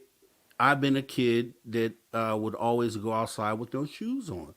I just could not. It didn't make like unless I was doing something like out playing sports or something like that. I was a barefoot kid, and I think and it makes me wonder if connecting to the earth in that way because it makes total sense that Mm-hmm. the earth being alive. I think it's alive It technically, absolutely is. Yeah. and the energy that you would get grounding yourself to the planet makes it just makes total sense. And Yep. I It does. wonder if any of that turns into unlocking you as a human being. Like if we lived our life without shoes, would we be more connected with what life is? You know what I Exactly. mean? Yes, It's I just do. something I think And you're about. giving me chills because I totally agree with that. I think that is a true statement. We are made to be connected to the earth. And look at our ancestors. They didn't have shoes. They may have put some sort of protective thing on their feet, but they didn't have shoes like rubber sole shoes like we do. They didn't have the concrete. They didn't have, you know, whatever like faults of, you know, flooring or the ground or whatever to walk on. I mean, they were on the ground, and so they were always getting those electrons from the earth. And animals do it. You know, animals are very healing to humans. You know, dogs, man's best friend. Of course, I love all animals, but you know, they are very healing. What do? They like to go out and lay in the sun and lay on the ground so they recharge themselves and come back, and they're very healing for you in whatever state that you're in. But if we would just go outside and lay on the ground, you know, or sit on the ground, stand on the ground, touch the ground, that's why they call it grounding. You are harmonizing yourself with the flow of the earth's energy, and that's And the way we're supposed to be. I feel safe to say that everyone in this audience at some point in time has laid down in the grass and looked up. And that feeling that you get, it's a different feeling laying on the ground and not even looking up, just laying on the ground Just stay there. itself in the grass and it's something you can't see, but it's I know everyone has experienced that feeling Yeah, though. I know they have. I know what you're talking about, and I know. Yeah, it's amazing. It is. So, with that being said, I mean we're going into energy and healing, and so I know you have something that you do with pyramids in Yeah, different shapes, and are those tied into energy? And then if you maybe you could go into explaining that and even showing things if you want I to. do. Matter of fact, I'm going to grab one here. I just made it actually. I made two for some people, and I'll pull it out to show you guys. You'll be the first ones to see it. Awesome. Here we go. Yes. So I do make the four-sided pyramids, and I personally like the four-sided pyramids because that's the way the ancients made them. They're four-sided. Actually, they're eight, but we only really see four sides with our from our perspective. But this one I'll pull out. So it's coming out of the mold here. I don't know if you can see it that well. Where are you? There you are. So what I put in here is like natural stones, copper, actual gold or silver, copper. Many of the stones I found myself, um, like on the lake shore, I find a lot of um, smoky quartz around here on the lake. And so there's a lot of them in there. And the coils here, I'll just wipe in this. I have flour on the mold so they don't stick. um, but yeah, the copper coils, I coil myself. It's solid copper. The solid copper flakes, which is a very good conduit of energy too. The shape itself is a sacred shape, is an ancient sacred geometry shape. You know, hence the pyramids all over the world, not just the ones in Egypt. I have pyramids behind me here. But this one in particular has a quartz point in the point, a quartz stone in the point, rose quartz, solidite, amethyst, and then the smoky quartz at the bottom. Oh, and there's fluorite in there too. I forgot about that. So, yeah, I can't get it in the camera right, but yeah. Yeah, that is awesome. Beautiful also. Yeah. So I do make these for people, and they take about a week or so to make. Probably wouldn't take that long if I had could stay at home and just make pyramids all day, but I can't do that. Man. So, but they take a little while to make because you have to make them in layers. And what I do, some of them will tell me what they want, like what they're kind of drawn to or what they're attracted to as far as like the energy properties of the different stones. Or most of the time, and this is what makes it interesting, is I'll just kind of tap into that person and kind of feel what needs to go into the pyramid for them or what they need at that time in their life. And so the pyramid, if you put it in your space, whether your office or your family room or wherever you want to put it, your desk, it will balance the energies in the rooms and can, depending on what stones are in the pyramid is what healing properties will come from that. So they could all be different, but the four-sided pyramid in general, just being a sacred geometric shape, balances energy for you, your space, your house, wherever you put the pyramid. So, yeah. That is awesome. That is beautiful as well. And Thank it just looks like it channels energy. It just you. It looks like it does, does. yeah. So, I'm sure you've seen people meditate under copper pyramid things that they make. These huge copper pyramids that they just sit up under in the middle of and meditate. I'm sure no, you've seen any I of haven't those. seen that. No, Oh, I have to look into that. yeah. So something with the copper being the conduit for the energy. Okay. Right. Copper is very important. I like that. So Yeah. you get into. I saw you had pyramid drawings and things like that. So Yeah. do you get into other forms of it? It's so I guess obviously a lot of people in this audience or in this field period know that there's some sort of whisperings that the pyramids relate to being an energy source. So I think a lot of people are familiar with that Yeah. aspect of it. So I guess if you could explain, that's obvious what you showed, but some of the drawings, like does the energy come from that, and kind of if you'd be able to explain that. What the drawings of the pyramids or The ones you have for I don't know if you have Okay. them to show, but I don't have those on the wall. I didn't do those, but I do draw and paint pyramids, and I need to make it to Egypt one day. That is my goal, is to make it there. But our actual pyramids actually channel energy, like you were saying.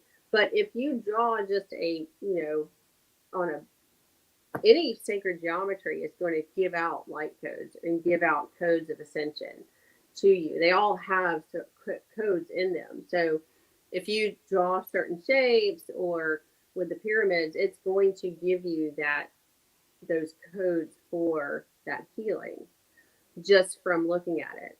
Photography can do the same thing, but anything around the sacred geometry, like the pyramids, for instance, these small ones that I make still hold the properties of what the big one in, the Giza Plateau does. So it's the same thing. It's the same thing. So, yeah. And we have them here. I think that, I'm close to the Blue Ridge Mountains here in Georgia, and there's been rumors that there's pyramids, within our mountain range. I'm sure there is in other mountain ranges across the U.S. You just can't see them. They're covered up with trees and grass or whatever. Oh, yeah. Yeah. But they're there. They're everywhere, I think. Yeah, it's going to be very interesting. Hopefully it happens in our lifetime when those secrets actually going to unlock. That's why I'm pushing for what do they call it, catastrophic disclosure, because I think we need to know. The sooner we get it out there, is the sooner we could get on the other side of this and shore up our position going forward. So I'm heavy on getting that pushed and trying to find a way to kind of advance that conversation. So I'm ready for that to come out. I'm just like, let's get this show on the road. Please. I mean, we're just wasting time, and that's why it gets me so upset when or perturbed when we look at the whole political side of this, because it's a rabbit hole, a never-ending rabbit hole, and it's like it frustrates me to see people go down that rabbit hole and lose a lot of the time they could be using over here trying to really move the narrative and get the agenda pushed. Right. Yep. Mind blowing. But I know you have some pictures and things that you sent over Facebook. I'm gonna try to bring those up, and then maybe we can talk about what these are. Let me find the first one here. That reminds me, I was going to tell you a story that it's short though. A recurring dream. So everybody needs to make sure they remember their recurring dreams. I had a recurring dream as a child all the way through probably early adult. And in this dream, I was a young child with my brother. I told you I was really close to my brother. But I had this dream over and over. And it was always the same, but we were in the backyard at night, and we could see the ships coming from the valley where the river is in the back of my parents' property. And they would fly over the property, over my parents' house. And they would come one right after the other. And I just remember in this quote dream being so excited to see the ships come over. But the interesting thing is, and I didn't ever realize this until I started learning more about, ET contact, is that the ships that I saw in this lucid experience, in this quote dream, were more like the shapes of something fun for a child. They would be like big giant flowers, or they would be, some funny cartoonist type character, something that was inviting for a child. And then there was always one last one that would come and land, and then I would walk up to it. I don't remember anything else. Same dream for years and years. But I think that it was more probably an actual experience, and the way that I was perceiving it and the way they were presenting themselves would be something that was familiar and friendly to a child, so it wouldn't scare me. Okay. So that's kind of what I got, in my adult years in this path that I'm on now. I just figured that out. I was like, oh, that's why you guys did that, so I wouldn't scare me. I wouldn't be scared of a pink elephant, for instance.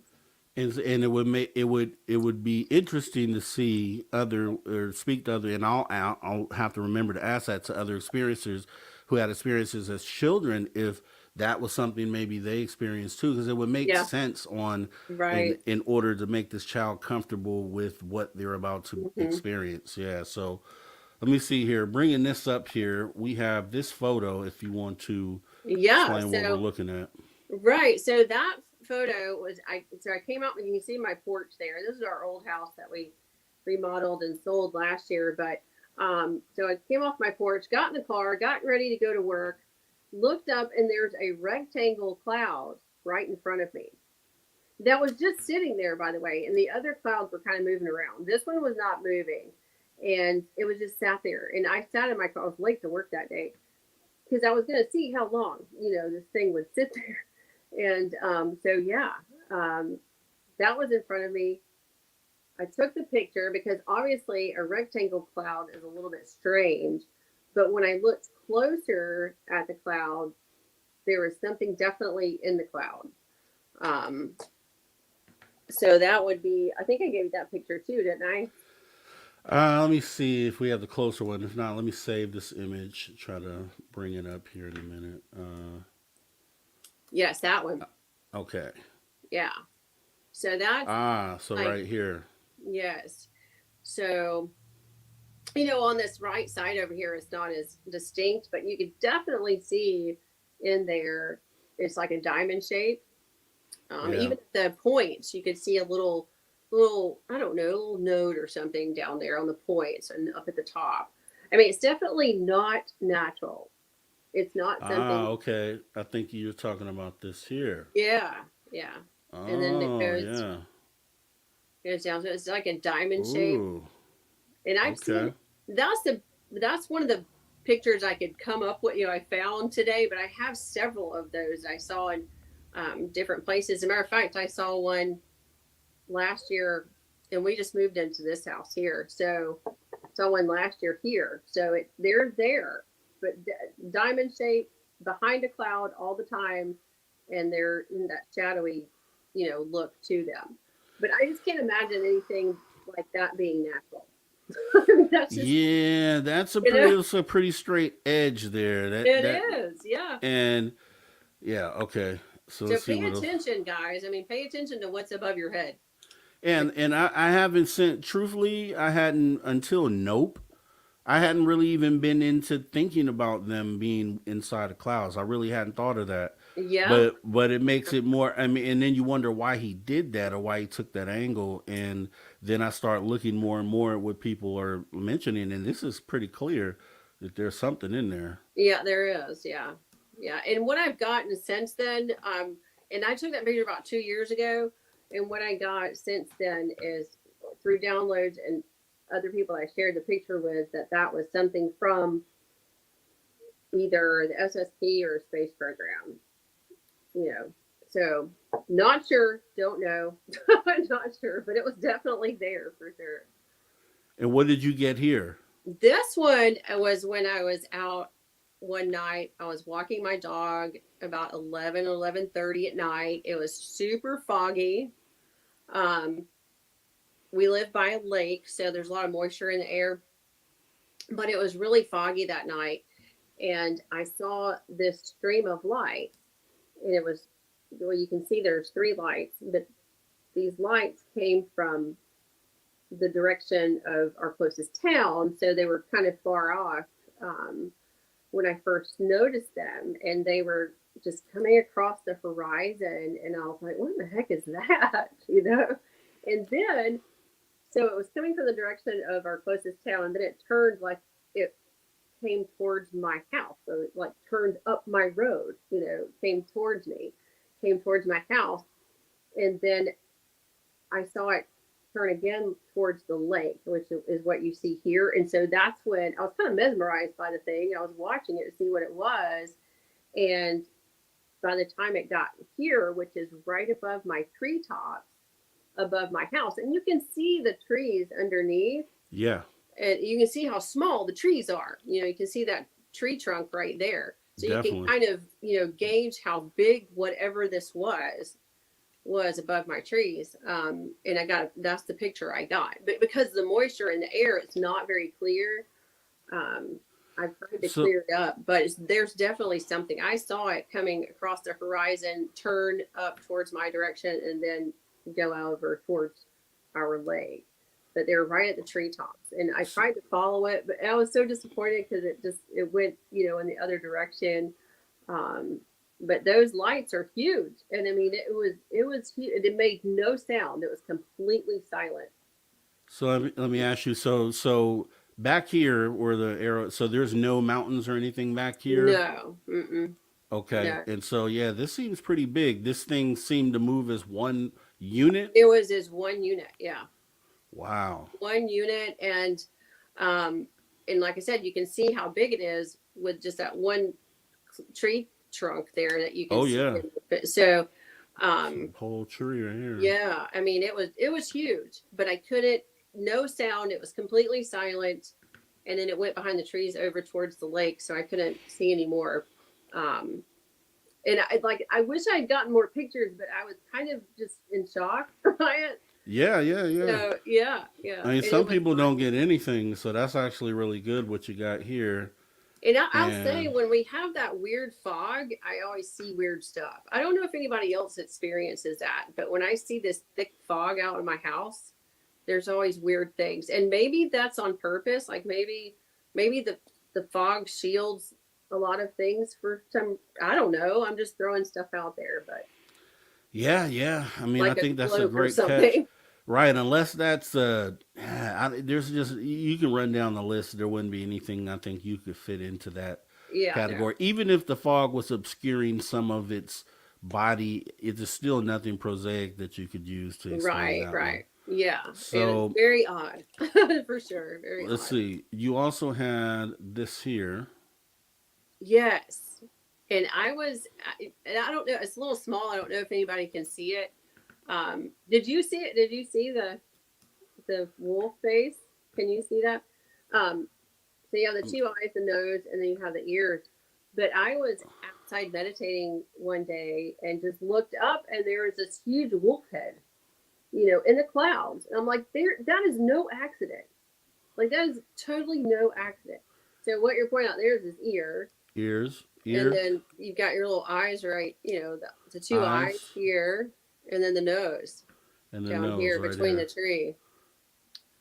So yeah, the nose is kind of between the tree right Oh, here. down here. Yeah, yeah, that's his snout. Ah, okay. Yeah, yeah, yeah. Now I see that. Now I do see it. I do see it now. So ears, eyes, nose. Yeah, I and can if see you that. like expand it, if you actually had it in your hands, you could expand it. The detail on it is ridiculous. I mean, it's just crazy. I mean, it was a perfect wolf head in the clouds. Yeah, yeah. I could see that. I could. Now at your point, I did see the ears at first, but I thought this was the nose. But if you put it down here, then yeah, you could see the whole face right there for sure. So let me see. What do you have here?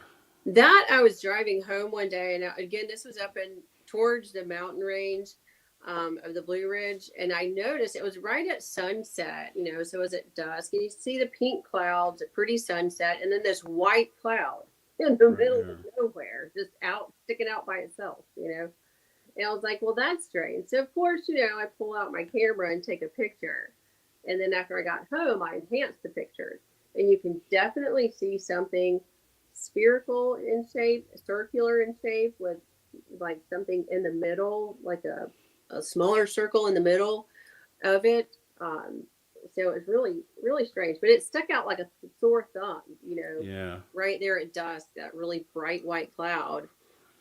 So whenever you Yeah. see something odd, just take a picture and then look at it, because Thank you. That's what I yeah, tell everybody to do for yes, sure. take a picture and then look at and see what you got there, because you probably have something. Or if you're Exactly. drawn to something, and that was where I, edited it so I could see more detail. Right. And you can definitely see like a spherical something, in inside the white cloud. Again, they're using a cloud as a Ah, right cloak. here. Yeah. Yeah. Mm-hmm. I do see that. I do see that for sure. Okay, that's Yeah. awesome. Let's see. What else do we have? And that's a That's a close up. close up of it. And you can definitely see the spherical, whatever that is, for sure. Yeah. And then the spherical shape in the middle, like a little little dot in the middle, and it's rounded. right Yeah. there. Mm-hmm. Very strange, very I compelling. know. Yeah. Let's see. Oh wow, I can see that. Yes, and I saw those a lot about 2 years. I haven't seen them lately, but they're like cylinder shaped crafts, and I see them just for a second. And sometimes I would catch them in a picture and not know it, but I have a lot of pictures of the cylinder shape. And I've heard of the cylinder shaped crafts. I can't remember whose they are. Oh yeah, yeah. I've heard of those as well. Those are seen a Yeah. lot, are caught in the sky a lot. Let me see. I think I had 2 of those. Yeah, that's just an enhanced Enhanced picture. one and Oh, that's the video. Did you listen to that? I didn't. Let me see if I can get the volume up on it. I don't know if you can hear it. Let's take it back. Okay, I'm going to scrub this video so that you guys can hear it. Hopefully. Okay. All right. Hello.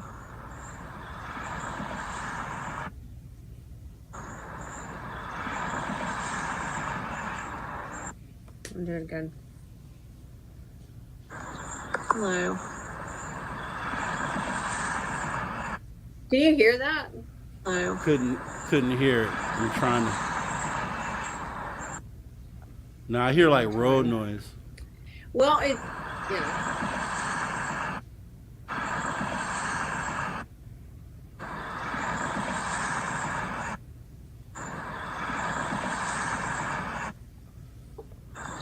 Hello.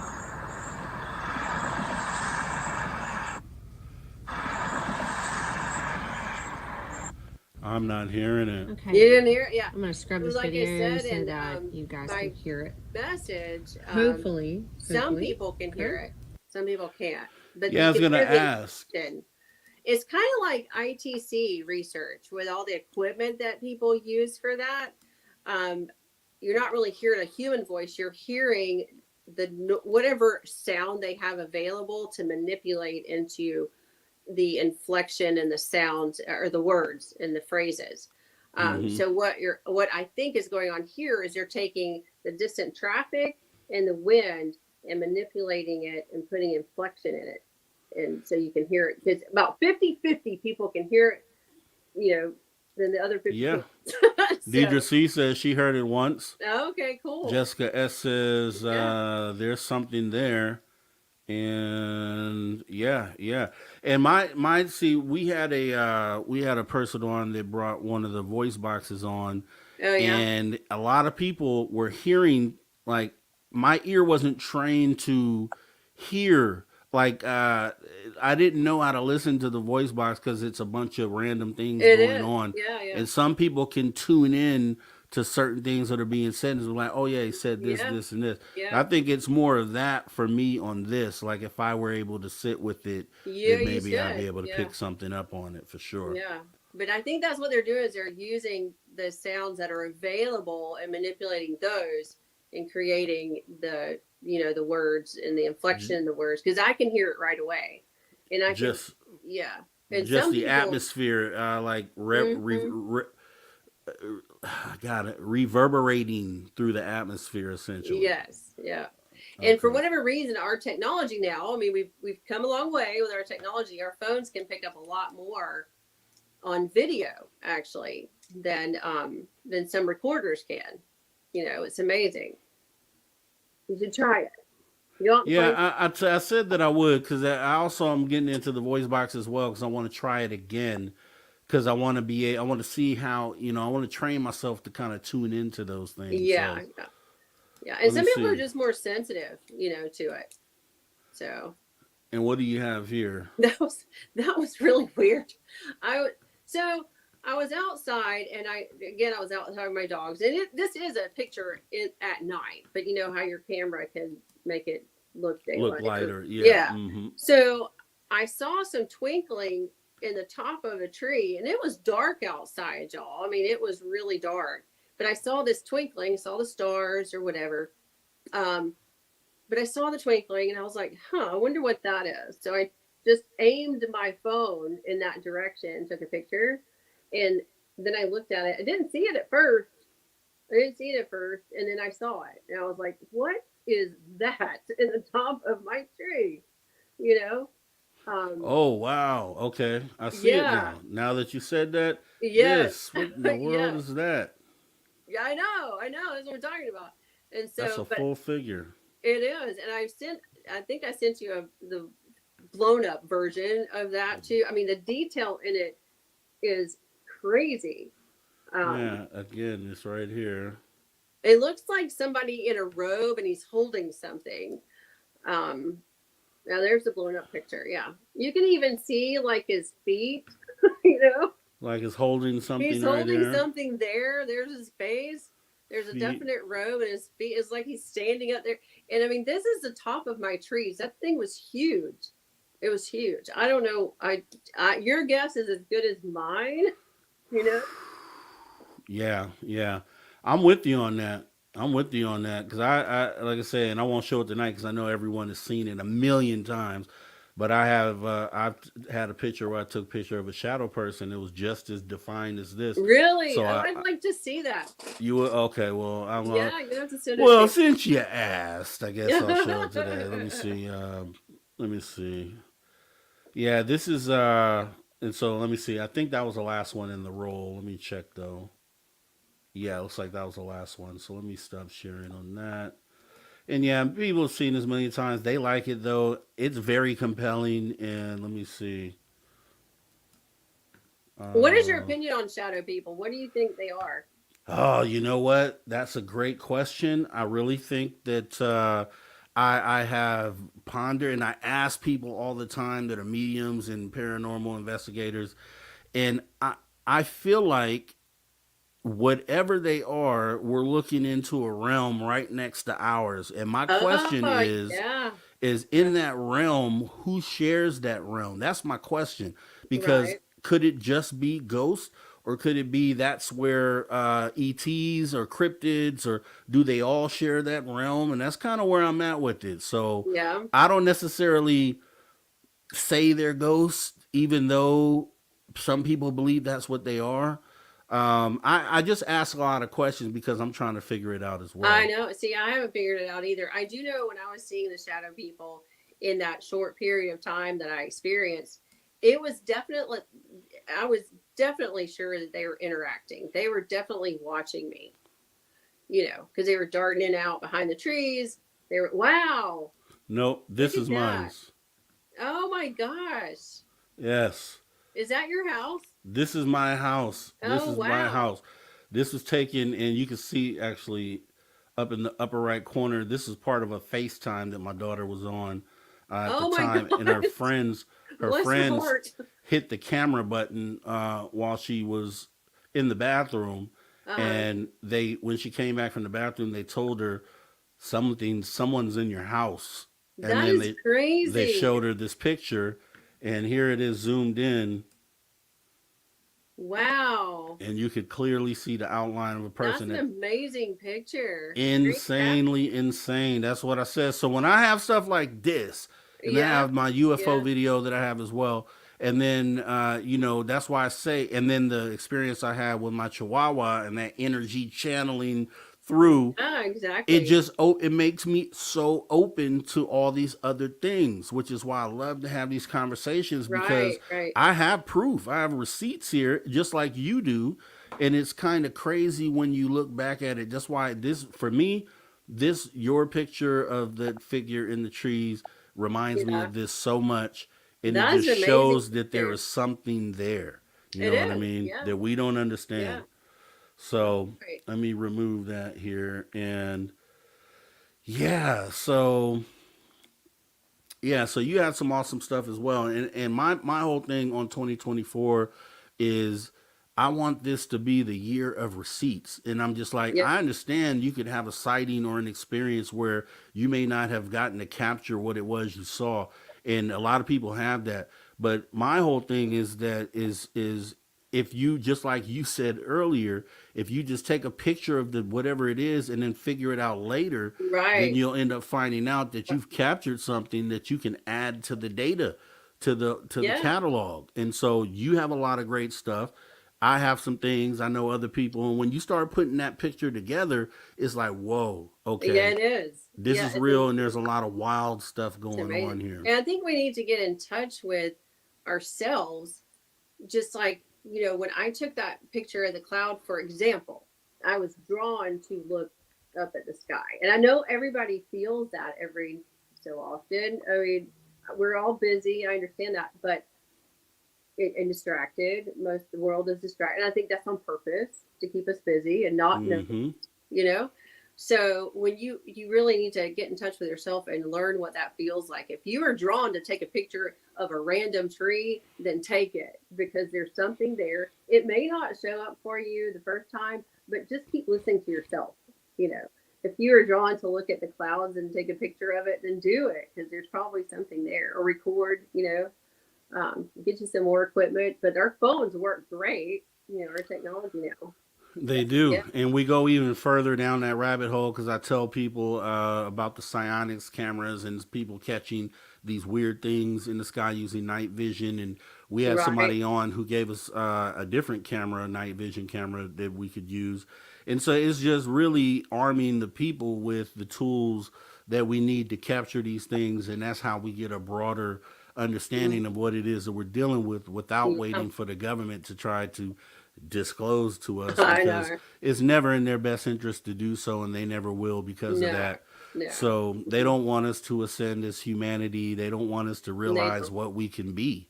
You know what I Right. mean? Because Yeah. what we can be obviously supersedes any power or illusion of power that these Yeah. guys have created here And I currently. think they know that.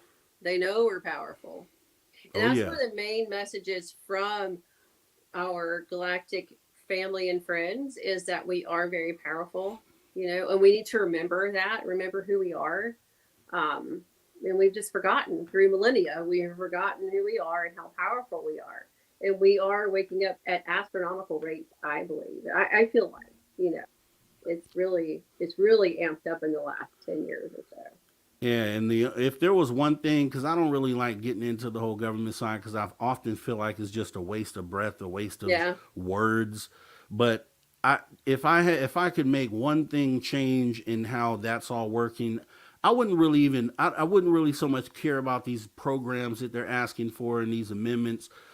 If I was going to ask for anything, I would ask for them to take some of this money of ours that they are using for black budget projects. Let us decide what we want to do with that chunk of money.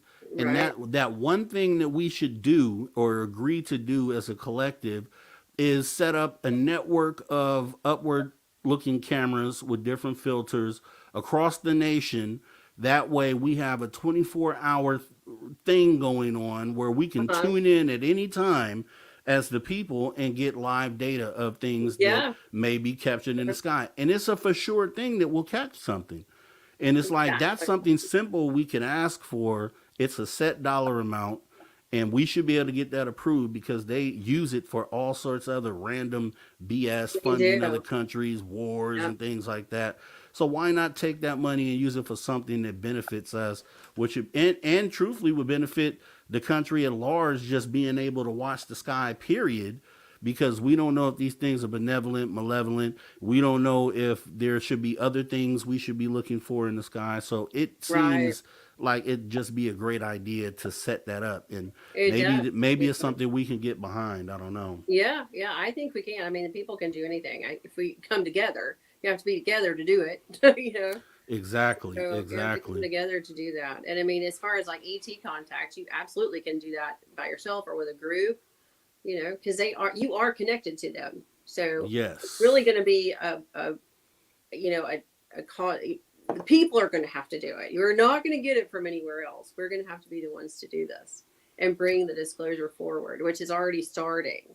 So I think Yeah. it's great. That's why I talk to some people as well, and I'm like, yeah, we're definitely going through that right now. It's a great time to be able to talk about this, knowing that our conversations are going to have some effect on how this thing could go. It could go either way. And as long as we're furthering the conversation and new people that come in get to kind of bump things around in their brain and kind of have some input as well as far as where we should be going after this whole disclosure process. Where do you, if this was your choice and you could determine which way we went after disclosure, how would you want it to play out? How would you hopefully hope it would play out? The disclosure itself, or the aftermath? Just the aftermath, right? Okay. Like as far as us picking up the blocks again and building something new. I would like to see, I kind of believe that I'm in the camp of thinking that we actually did coexist with other species, other civilizations here. We all lived and worked together, and they taught us a lot of things too. But like, say, back in the time of Atlantis, we were all together. We were not as dense beings. We were more ethereal. And I would just like to have everyone working together, us learning from each other, growing together, not this combative, fighting over things, fighting over territory, money, whatever. I don't think there needs to be money. There needs to be something, but I don't think that, because that's, the money itself hasn't caused the problem. It's the mindset behind it. But, I would just like to see an integrated version of Earth with, like it used to be, because I honestly believe it used to be that way. Yeah. Even up until the time of, if you want to say, of Christ. I mean, I think that there was a lot of interaction even then. But now they've kind of cut it off for us, but we're getting there. We're getting back there. So I'd like to see a world where everybody lived together, flourished, they were happy. It wasn't like what we're seeing here, but we're having to go through it for some reason, I guess, to learn from. Yeah. How do you feel about the power structure? Do you, as far as governments, do you see those exist or being able to exist, being that they've held back secrets for all these years? Do you? No, I don't. Yeah. Okay. Good. I do not. I don't think we'll need them. I hope we get to the point where we don't need that, because honestly, I feel like they are the ones that's caused the problems, between the people, and they're pushing those agendas and the separation agenda. And really, and that's the biggest message from our galactic family, is that we are all one. It should be unity. And that's what we're moving to, is complete unity with each other. So, and oneness. So, yeah. And I'll be doing a show on my other channel about that, because I think that when it hits the fan, if we experience catastrophic disclosure tomorrow, I think there are some things that change with democracies and governments in the way that they look at the people. Yeah. And I think it gets a little dicey, because no major power wants to give up their power, period. They don't. And so in the face of a disclosure where on the other side of that, it could mean that the powers that be are no longer, then I think there's a fight against that. So even though disclosure is in everyone's face, I think there's still a fight to be fought after that, which is unfortunate. Yeah. But I think that there's, we might see some governments flip their views, I'll say, right, on how free we actually are as a people. So without delving into that, can you tell everybody where they can find you and what you have going on? Yep, I am. You can find me on Facebook, Instagram, and it's my name, Susan Hill on Facebook, and then Instagram is Susan_Hill. And then I have my website, which is theangelbridge.com. All right. And so we'll need to do this again, because this conversation we could have really just veered right now I would love into something to do totally that. different. Yes. And there's so many things I'd love to just discuss. So yeah, we'll have to make a date. Okay, so let's stay in contact. And outside of that, I definitely want to appreciate you for coming in with us tonight. Awesome interview, and we will be doing this again. Thank you. All right. Have a great rest of your night, Susan. You take care. Too. All right. Thank you. Bye-bye. All right, guys. And Deidre C., thank you so much for your support of Spaced Out Radio. Really do appreciate that. We would definitely want to thank our guest, Susan Hill, for coming in tonight. Awesome, awesome interview. Awesome conversation as always, right? That's what this is about. Having conversations that move the needle, to get us to the place we're trying to get to. And as long as we can even barely, if we could move the needle that much, we've done enough with this conversation. Many more to come in the future here. So with that being said, Paranormal Pixie says, definitely invite her back. Yes, it's a for sure thing, Paranormal Pixie. We're going to set her up with another date and further the conversation. There's so many different places we could have gone from there. Nothing that 2 hour and a half interview would cover. So we will be having her back to expand on what we talked about today. Jessica S. says, art class tomorrow. Yeah, definitely. It's going to be different. That's what I'll say. And from what I heard, this is Dirty Phil's first interview that he's ever done. And you already know how we get down with the style of interviews that we do here. So it should make for a pretty awesome conversation, man. I can't wait for that. It's going to be awesome. But we definitely want to thank Susan Hill for coming in. And we're going to actually pause for the cause, take our second break of the night as we prepare to jump into hour 3 of Spaced Out Radio After Hours. We will see you guys back here in just a minute.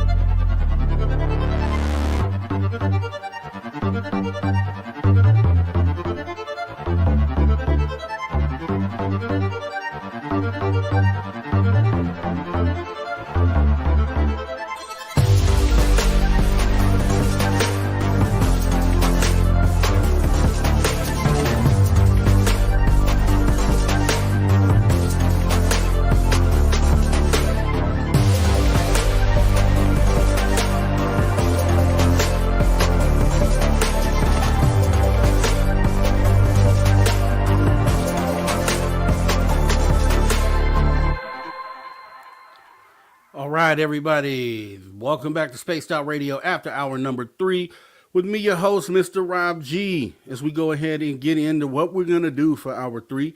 You know, tonight, Saturday, we would normally have our man on who has his beat on the whole paranormal world out there, which is Sir Brian Bowden, feeling under the weather tonight. So wish Brian some well thought, some healing energies, like we talked about earlier today. And we will be having it back shortly, or pretty soon, I'd say. So what we're going to do tonight is we're going to jump into some Lon Strickler, phantomandmonsters.com, for some wild cryptid stories, courtesy of Lon Strickler. So it's always a great time when we jump into some of the things that have been submitted to Lon over time here. Some of these are actually pretty recent stories here. So let's go ahead and get set the ambiance right. Let's get let's get a little mood music here as we get ready to jump in to some of these cryptid stories. Let me bring it up here on the screen for everyone so you can follow along.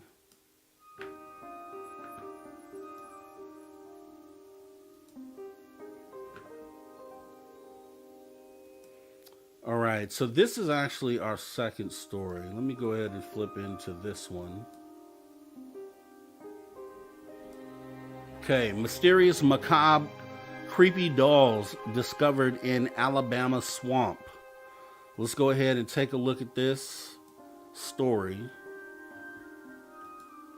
All right. So creepy dolls, let me go ahead so you can follow along here. Let me scroll down here. All right. So creepy dolls have been a standard in ghost stories, though most of these tales are embellished. In November 2014, a group of antique dolls mounted on bamboo stakes was found in an Alabama swamp. The reasons for this display continue to be a mystery. I don't know if it'll show it for you guys here. Okay, there we go. Great. All right, so the Ottawa County, Alabama Sheriff's Office recovered 21 dolls from a local swamp in November 2014. There has been no motive offered by officials since the initial recovery. The dolls were atop bamboo stakes and had been placed in Bear Creek Swamp, close to County Road 3, the dirt road that travels through the wetland. The swamp is located between Prattville and Ottawaville. The majority of the dolls are porcelain and have the appearance of antiques. Many had their faces and hair covered in what looked like white spray paint. I noticed the dolls several weeks ago while driving through the swamp working on a stolen vehicle report, said Chief Deputy Joe Settinger at the time. I just thought they were a Halloween prank and really didn't give it much thought after that. That was until Monday night when social media blew up about the dolls and the office got wind of the concerns. So on Tuesday morning, deputies got into a canoe, paddled around for about 30 minutes, and recovered the dolls. I admit it looked kind of creepy, Settinger said with a laugh as the dolls were being inventoried back at the courthouse. You could see them from the road. We figured it was best to get them up. The land where the dolls were placed is owned by a timber company. We tried to contact them, Settinger said, but no one got back to us, so we just decided to get the dolls. If the owner comes forward, we'll give him the dolls back. Bear Creek Swamp is a massive bog with a local reputation. As a rite of passage, generations of teenagers have entered the area at night looking for creatures and haunts said to roam the mist-covered realm. And it's not unusual to hear reports of loud booms coming from its depths. Bear Creek Swamp has long been a hot spot for those hoping for a late-night scare. There are rumors of disembodied voices, glowing orb-like apparitions, and even strange creatures hiding amongst the dense trees. The artesian spring located near the swamp is said to be magical and is frequented by many who hope to gain from the powers of the water of the well. Bear Creek Swamp was featured on an episode of the Sci-Fi Channel show Deep South Paranormal in 2013 because the swamp is reported to be haunted by the ghost of a mother looking for her lost child. Among other spirits, the team from Deep South Paranormal wrote, "Among the legends of Bear Creek Swamp that keep many from driving through the area after dark are rumors of phantom cars that speed by only to fade into darkness. A 4-foot apparition that appears in front of vehicles floating orbs of light. In addition, many claim the swamp, which was originally occupied by the Creek Indian tribe, is haunted by the ghost of Creek Indians, early settlers, and fallen soldiers. A more disturbing rumor, however, tells of the ghost of a mother looking for her lost child that attacks anyone brave enough to utter the phrase, 'We have your baby,' 3 times. The Tawasa Indian tribe, also known as the Alabama Indian tribe, who lived in Ottawa County, are amongst the oldest native people in Alabama, settling in an area since archaic times. Legends from the native people here speak to the strange creatures that lived in the swamp and of the spirits that haunt it. Over the years, more unusual sightings from the location have compiled a proverbial paranormal smorgasbord. Strange lights that are said to be the spirits of elementals in the forest are the most common reports. A stranger story comes from interviews conducted with local hunters who claim to have seen a cryptid beast and heard the, quote, wood knocking of the creature they believe to be Bigfoot. The creature has been seen on more than one occasion and is described as 8 to 10 feet tall and has dense brown and black-toned hair covering its entire body. The most obvious feature of the beast is its horrible smell, reportedly similar to that of rotten eggs. So that's the first story we have here on PhantomandMonsters.com. So we're actually going to go ahead and jump into one of the second stories, and it's actually more of a listing of humanoid and cryptoid encounters that have come from out of Japan. So we definitely want to show those here because, you know, when we do the trivia, we talk about cryptids and things from all parts of the world. So it'll be kind of interesting to see what's listed for these Japanese cryptids and humanoids. So we're going to go ahead and jump into that right now. And let me get a visual up here for you guys here. Okay. All right. So as we go here, Lon says, I received an email from a reader in Japan who asked if I had any knowledge of actual cryptid/hominid encounter reports or activity in this country. He stated there were hundreds of spirit sightings and ghost legends, but he rarely heard of people encountering unknown creatures. It was an intriguing challenge, so I promised to conduct some research and post my findings. The following anecdotes and stories are a few interesting accounts. So as we see the first one here with the Japanese image on the left, bring that up here. Not very good, but okay. Possibly the first written account referencing alien symbols and a possible humanoid encounter is a story in Japanese folklore. The story takes place on February 22nd in the spring of 1803, offshore from a beach called Harayadori in the territory of Agasawara. Not really great at Japanese here, guys. Who occupied a position named Yoroseki of Takagawa. At the time, a kind of boat was absorbed from the beach. People approached this boat using their small boats and eventually caught it. They towed it to the beach. The boat was round and resembled a kind of kauhaku, a box used to burn incense.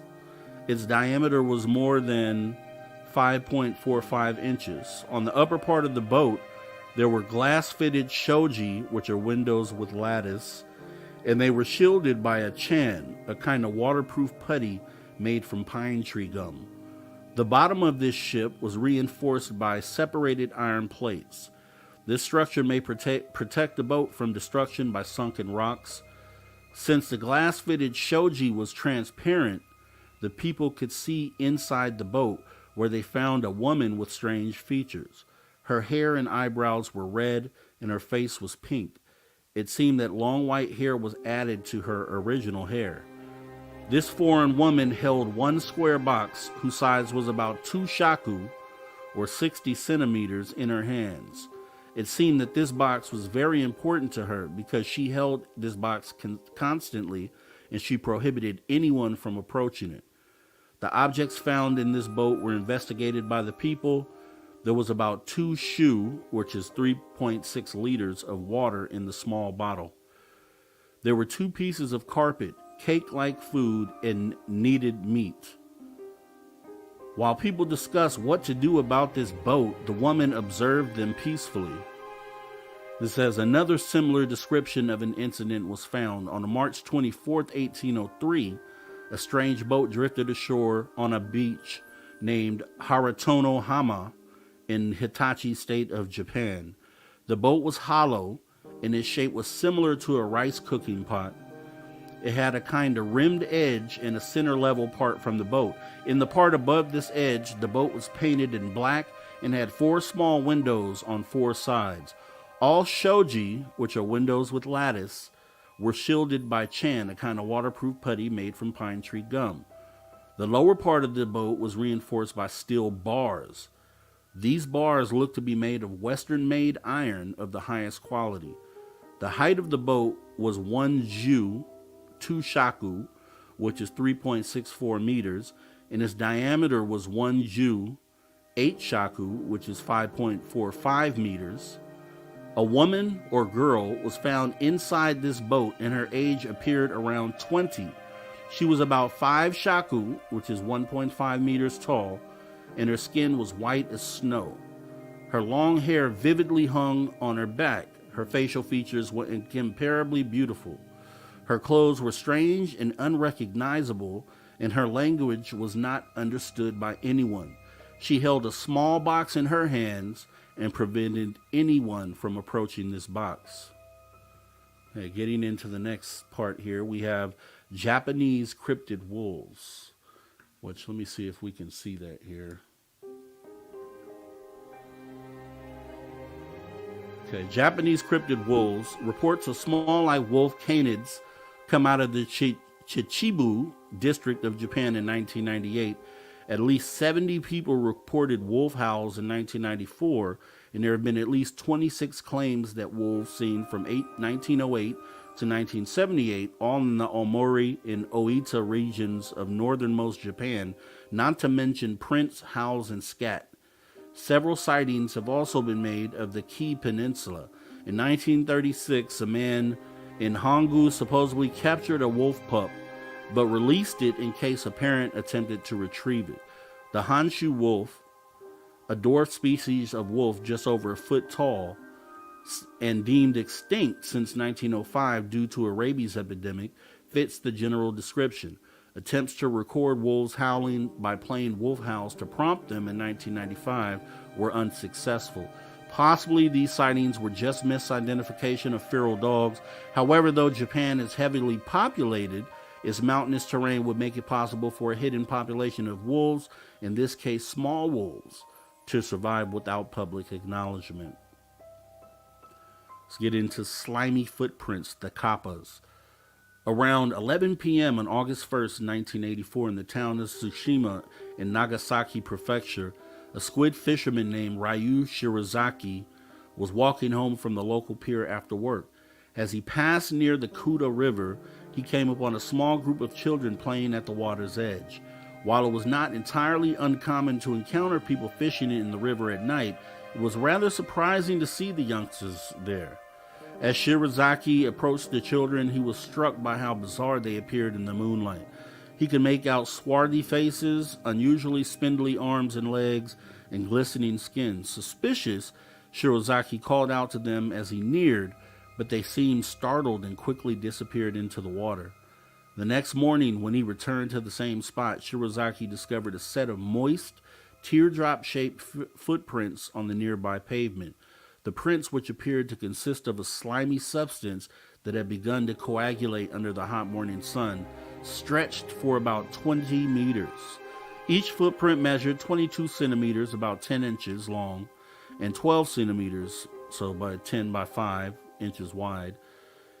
And they were spaced about 50 to 60 centimeters, so about 2 feet apart. Shirozaki and a few curious onlookers immediately suspected the footprints belonged to a kappa. People began to gather around as the news spread quickly through town, and all agreed the footprints belonged to a kappa. In the minds of many residents, the footprints confirmed the existence of the river imps they knew through local legends. When police forensic investigators arrived on the scene, they determined that the slimy footprints consisted of an unknown secretion. They took a sample for the lab for analysis, but the results unfortunately turned out to be inconclusive because the sample was too small. The police eventually dropped their investigation, and the mystery of the slimy footprints was never solved. Okay, next one we got here is the unclean guest. Another recent Kappa encounter occurred on June 30th, 1991, in the town of Saito, Miyazaki Prefecture, when an office worker named Mitsugu Matsumoto and his wife Junko returned home for the evening. Upon opening their front door, the Matsumos were confronted with a strange smell inside their home. Inside, they found dozens of small, wet footprints around the front door and in the hallway, bathroom, and 2 tatami rooms. First, they suspected a burglar, but soon they realized nothing had been stolen. The police briefly surveyed the house, but found nothing except a floor soiled by 30 footprints, each measuring about 7 centimeters long and 6 centimeters wide, and having 4 to 5 toes. To Matsumoto, the footprints didn't look human, nor did they appear to belong to any animal he could imagine. Later that night, as Mrs. Matsumoto was putting laundry away, she discovered an unusual orange stain on some clothing. The next morning, as Matsumoto inspected the house more closely, he discovered a deposit of orange liquid on the portable stereo in the tatami room. He took a sample to the local public health center for analysis, and the results indicated the liquid had an extremely high iron content and a chemical composition resembling spring water. Troubled by the incident, Matsumoto decided to visit a shaman. After listening to Matsumoto's story, the shaman encouraged him not to worry, explaining that the kappa indigenous to the nearby swamp enjoyed playing the occasional prank on local residents. The kappa were harmless, the shaman told him. Harmless, perhaps, but Matsumoto found the kappa difficult to clean up after he tried using detergent, paint thinner, gasoline to remove footprints and the orange stains, but nothing seemed to work. All right, let's move into something a little more. Let's see, I think they have like 2 more here. We have the cryptid serpent, which let me bring a picture of that up here. This is the cryptid serpent. All right, so the cryptid serpent.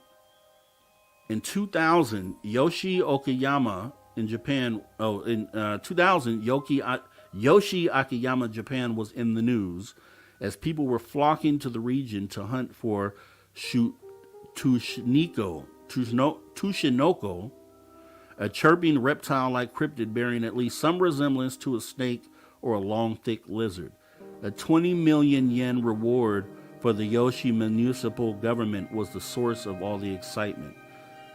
Tsushinoko fever hit Yoshi on May 21st after a farmer cutting grass swore he saw a snake-like creature with a face resembling the cartoon cat Doraemon slither across his field. The farmer slashed the creature with his weed whipper, but it fled into a nearby stream and escaped. 4 days later, 72-year-old Hideko Takashima was talking with a couple of friends in Yoshi when she found what she thought was one of the creatures lying dead next to the stream, that Tsushinoko reportedly had dived into to escape from the farmer. She picked it up and buried it. Yoshi municipal government officials Tsushinoko and headed out to look over the local woman's find. They exhumed the body and forwarded to Kawasaki University of Medical Welfare to be examined. Kuniyasu Sato, the professor who analyzed the reptile, said the animal may indeed have been of Tsushinoko, but scientifically speaking, it was a kind of snake. Meanwhile, Misuku Arima, an 82-year-old from Yoshi, says she saw Tsushinoko swimming along a river the morning of June 15th. I was surprised. I just pointed at it and asked, "Who are you? Who are you?" It didn't answer me, but just stared. It had a round face and didn't take its eyes off me. I can still see the eyes now. They were big and round, and it looked like they were floating on the water, Arima says. I've lived over 80 years, but I've never seen anything like that in my life. All right. And then we have, lastly, the fanged humanoid. So this one is also out of Japan. Let me go ahead and bring an image of that up here really quickly. Okay. So this might be it here. Let's bring this up here.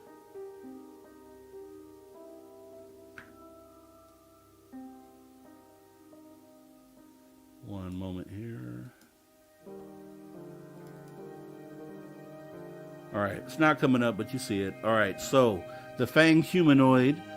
Between 6 and 7 p.m., two 7-year-old boys named Kono and Yamahara watched a luminous orange UFO approach Kofu, Japan, while making a ticking sound.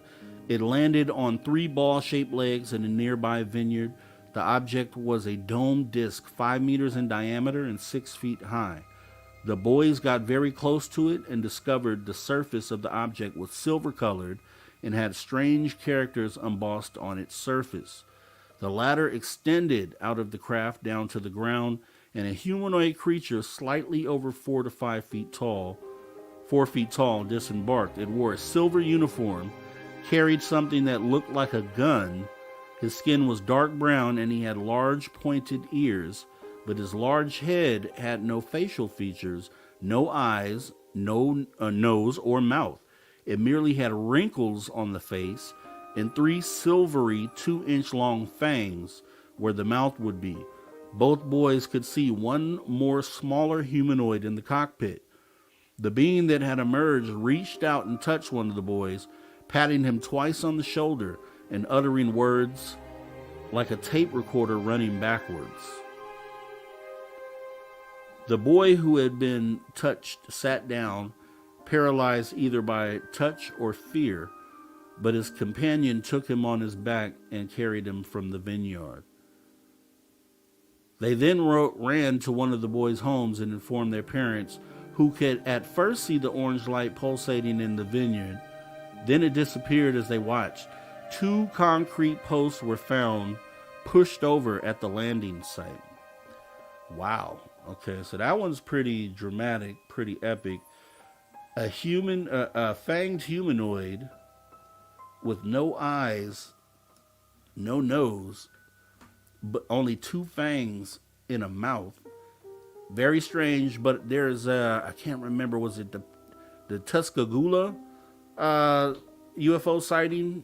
The one the guy recently passed away, Parker. Reminds me of that a lot in the ET that they described in that sighting.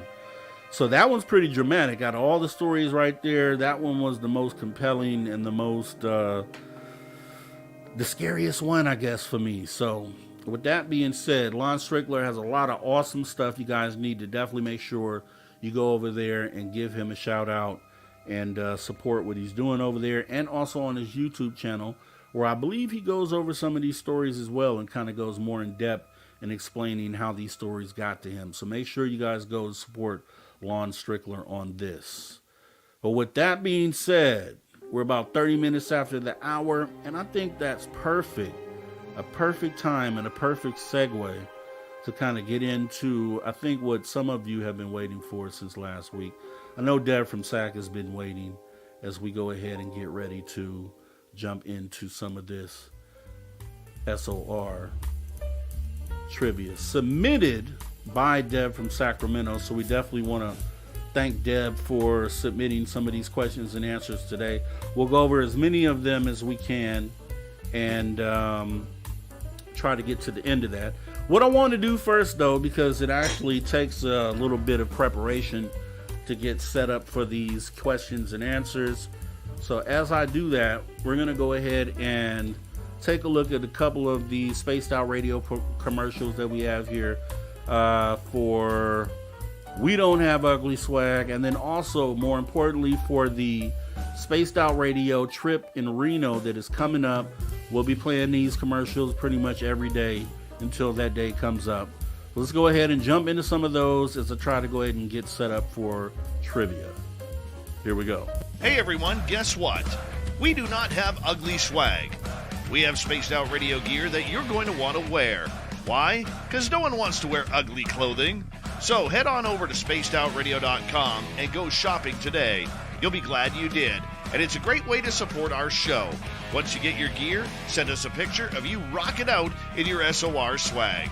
spacedoutradio.com. Shop there today and make yourself look good. If you love your woo, it's time to make a commitment to the 3rd annual SOR Fan Party. This time, we're heading to Reno, Nevada and the Silver Legacy Casino and Resort, May 10th through 12th, 2024. Tickets are $60 or $100 for VIP. With that, you get a free radio show. You get to hang out with celebrity guests from Spaced Out Radio, including our team, who are coming to hang out with you. You get to meet the entire team, like Science Bob, Merle, Melinda Leslie, Geraldina Roscoe, and more. It's a weekend packed with adventure, and we want you there. After all, we're doing this for you. Find out more and get your tickets at info@spacedoutradio.com and book your hotels today at the Silver Legacy Casino and Resort in Reno, Nevada. Come join us for the SOR Fan Party, May 10th through 12th, 2024. All right. Make sure that you're there. If you can be there, please be there. It's going to be some awesome stuff. I call it a meeting of the minds. I can't wait to get there because I know there's going to be a lot of awesome perspectives and conversations that take place coming from you guys and also coming from some of the panel members up there. Some people I've never interviewed before, never had a chance to converse with before. It's going to be interesting to get some of their perspectives with some of the questions that I have. So maybe we'll get to do some of that stuff during the live show on that Friday and kind of, be able to have someone maybe come on during that live that I haven't had on as a guest yet. So we'll see what happens there. But yeah, make sure you're there if you can be there. As we go ahead and get ready to jump into this trivia, let me go ahead and make sure all messages are up. Okay, we are on YouTube chat live, and we're going to go down this list of questions. If we run out, I have another list we can jump to. So, Deb from Sac, appreciate you on this, and here we go. So we got some alien movie trivia that she has put in here, amongst some other things, so we'll cover those. But the first question, this is has to do with War of the Worlds, the Tom Cruise version. War of the Worlds, Tom Cruise version, okay? How did the alien machines first appear to the people? How did the aliens first appear to the people? The alien machines. Where did they come from? What was the big surprise for the people?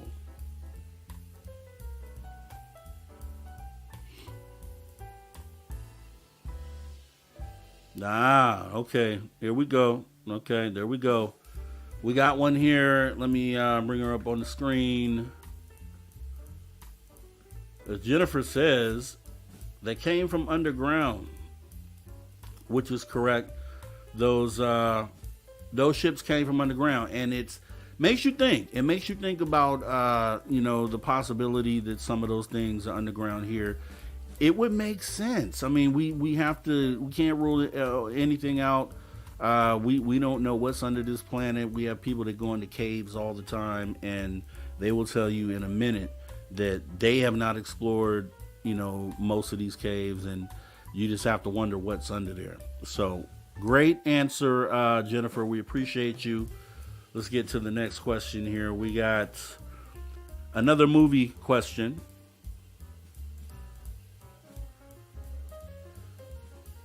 Okay, so this is Independence Day. What job did Russell Case use his airplane to do?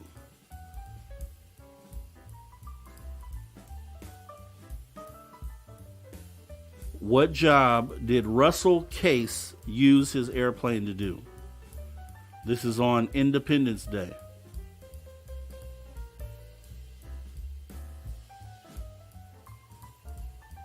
Somebody's on the right path. You don't get it,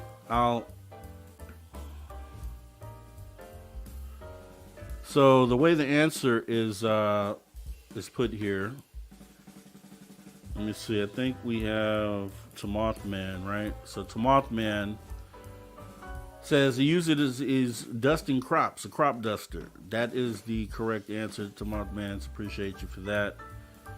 Let's see, what else do we have here? Okay, E.T. the extraterrestrial question.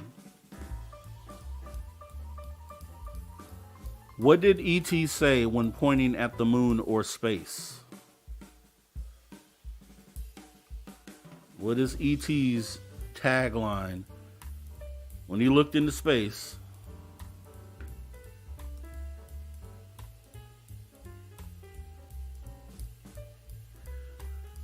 Okay, let's give it to Christine. Had the full line, which was E.T. phone home.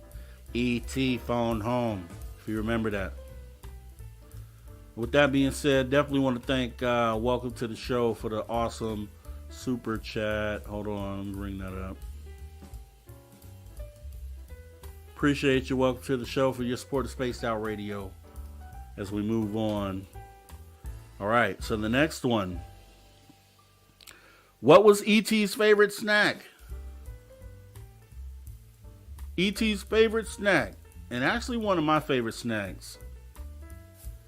Oh, did I rob you, Stargazer? Y'all say E.T. phone home. And plus Christine answered before you. E.T. phone home. Okay, all right. So it looks like according to YouTube, Christine says Reese's Pieces, and that is E.T.'s favorite candy, and one of mine's too. It's at the top one. It's in the top 5 of my list of favorite candies. So thank you for that, Christine. What else do we have?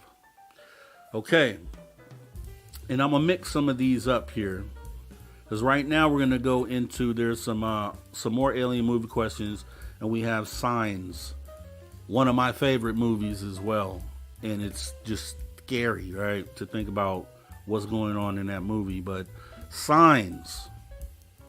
What event made Reverend Graham Hess lose his faith? What event made Reverend Graham Hess lose his faith?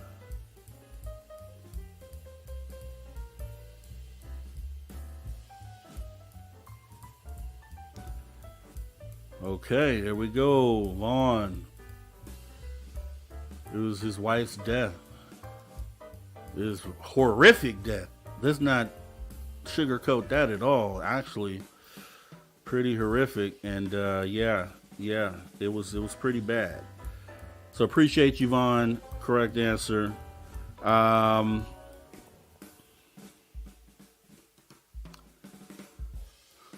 With the reference of in the movie about the mashed potatoes mountain, what were they referring to? In the movie, they referred to mashed potatoes mountain.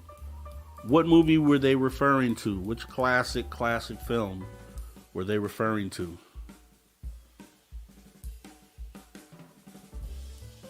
What movie, though? What movie?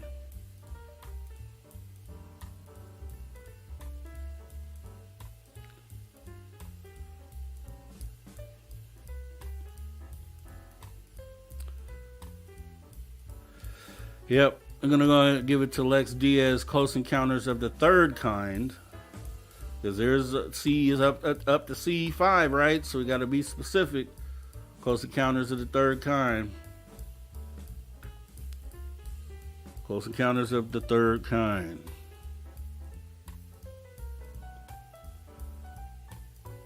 All right. So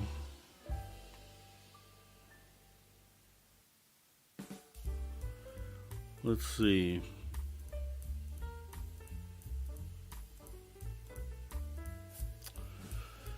All right, let's jump into some paranormal here. So, The Exorcist. What's the name of Reagan's imaginary friend in The Exorcist? And I'm assuming this is the original. Name of Reagan's imaginary friend in The Exorcist.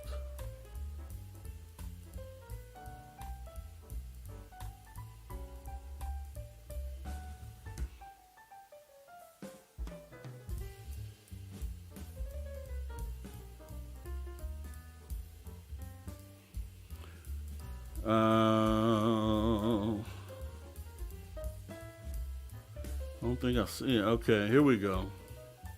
It's like we got somebody that got it here, and that's Gory Tiger coming through.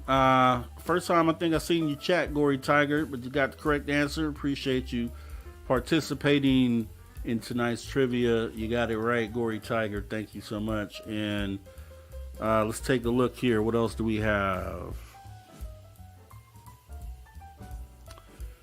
Kind of mix them around. Let's see. All right. What do the movie Signs, The Sixth Sense, and Unbreakable all have in common? Movie Signs, The Sixth Sense, and Unbreakable. What do they all have in common?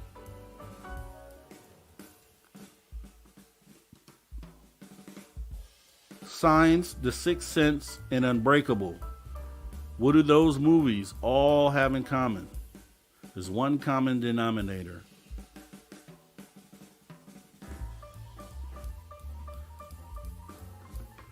So I'm gonna go with Stargazer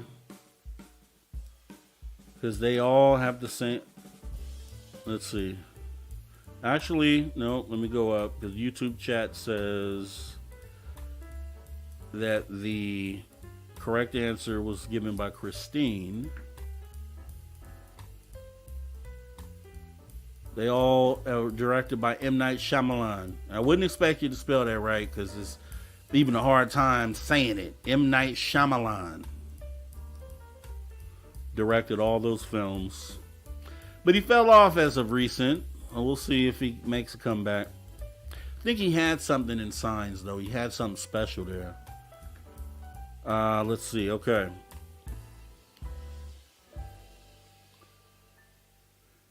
All right. All right. So in Carrie, the original movie, what was the first object we saw Carrie move? In the original Carrie, what was the first object that Carrie moved?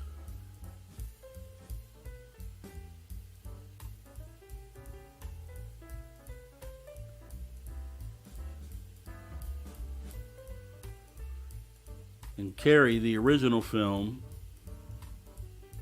what was the first object Carrie moved? Don't worry if you don't remember, we'll just give you the answer. All right, so moving on, that answer was Carrie moved an ashtray on the principal's desk. All right, so let's see. On the Blair Witch Project, what was the purpose of the project?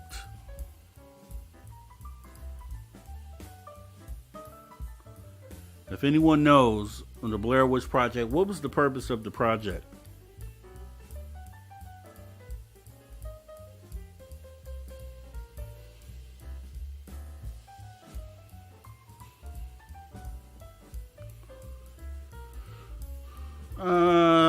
I will go with to Mothman. To find a witch, essentially. We'll go with that. It was to research rumors of a witch and the disappeared children. So we'll go with that. To Mothman, congratulations. Let's see.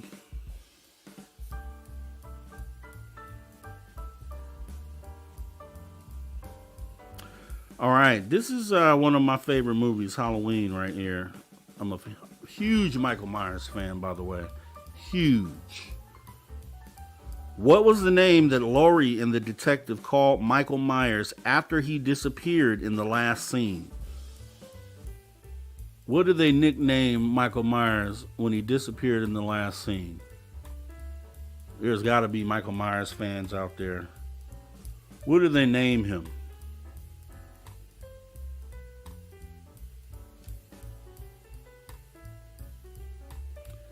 Sure, once you guys hear it, you'll be like, oh, yeah.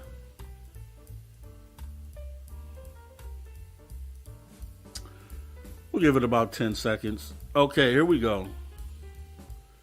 Yeah, let's do that, Brown Dwarf. Jeremy Jones came through, looks like, with the correct answer, which is the Boogeyman. They called him the Boogeyman. That's the perfect name for the Boogeyman. Brown Dwarf says, Rob, I'll take you to the Halloween house here in Pasadena. Let's do it. I do the Star houses and all that when I go to LA, man. So let's definitely do that. I've been to the Freddy Krueger house in Nightmare on Elm Street. Creepy. Let's see. All right. Let's get a few more in here.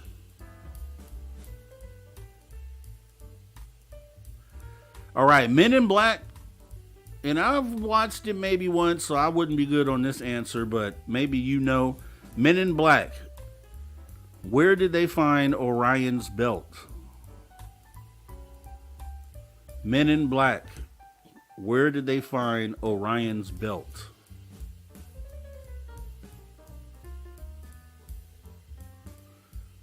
A little more specific. All right. We got it. Deidre C. In the cat's collar.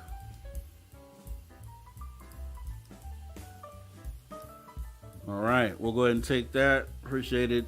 Deidre C. Let's see. I don't even know what this is. Maybe you guys will know. It's a paranormal movie. Q2. Oh, is this? Okay, that's question 2 from The Sixth Sense. Okay. So this is a question from The Sixth Sense, question 2. We did question... Let me do question 1 first. What did Cole's mom accuse him of taking? On The Sixth Sense, what did Cole's mom accuse him of taking?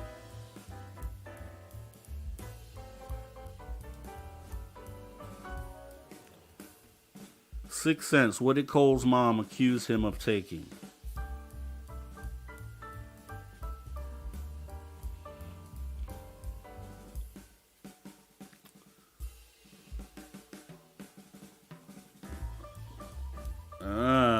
Can you be more specific, Deidre?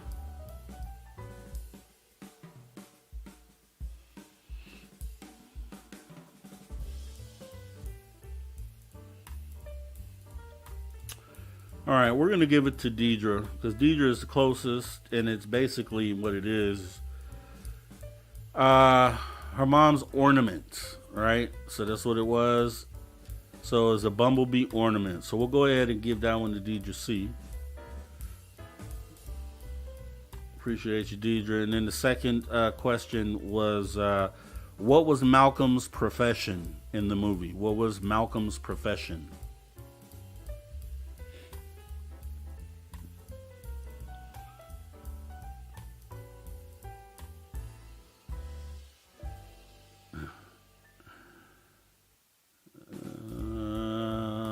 Yeah, but what type?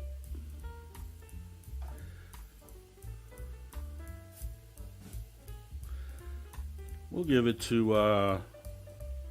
Deidre C. It's a psychiatrist, more specifically child psychiatrist, but psychiatrist can work. And then she gave it, child psychiatrist. Okay. All right. And let's see. So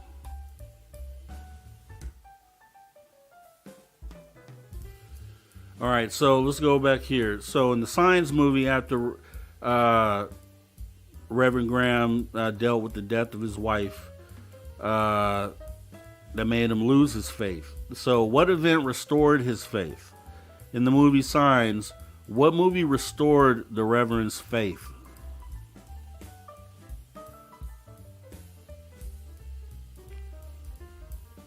So the death of his wife made him lose his faith. What helped him restore his faith?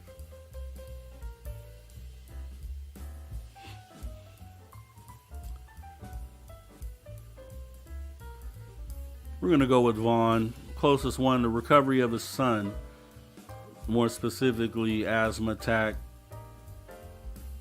The asthma attack. So great job, Vaughn. All right, and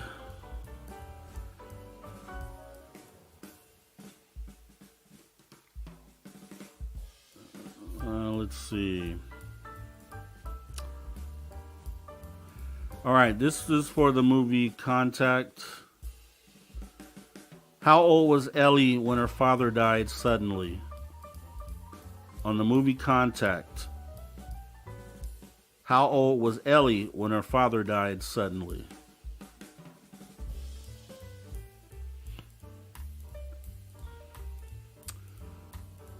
There's a lot of numbers out there. But Vaughn got it right. It's age 9. Age 9. So awesome stuff, Vaughn. Go ahead and close that out. All right. And I think on this list, that was the last question here. So let me go ahead and see, maybe we can go with the bonus question here. Let me see.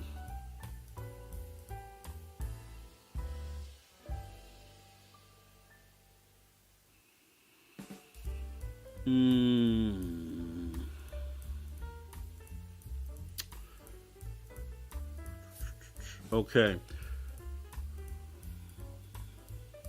What is the name of the spacecraft launched by NASA in 1976 to explore the outer planets in interstellar space? What is the name of the spacecraft launched by NASA in 1976 to explore the outer planets and interstellar space?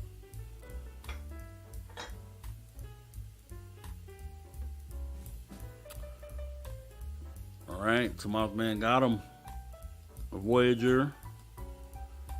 And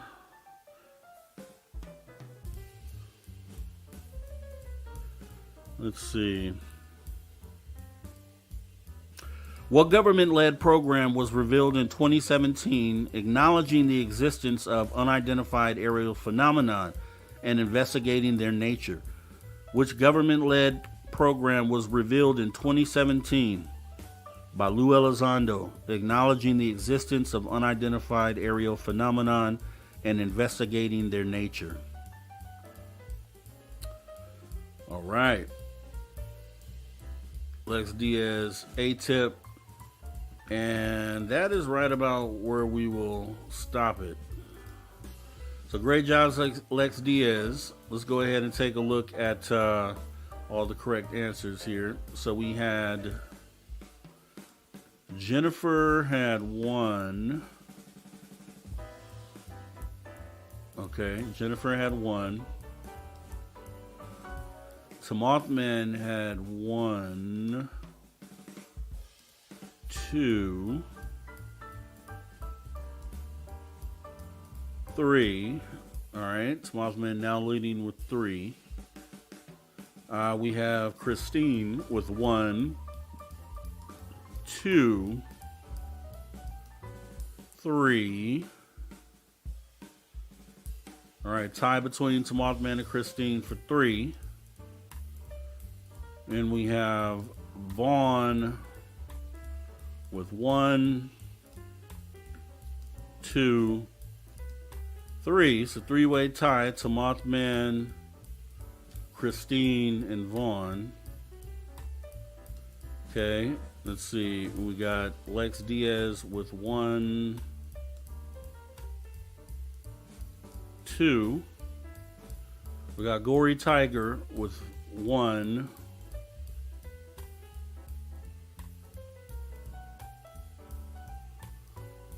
All right. We got Jeremy Jones with 1. Then we have Deidre C with 1, 2, 3. It's a 4-way tie. All right, and that's it. So Deidre to Mothman, Christine, and who is that? Vaughn. So all 4 of you guys. So out of you 4, we're going to do a bonus question. First one to answer with the bonus question gets it here. So this is actually put in the chat.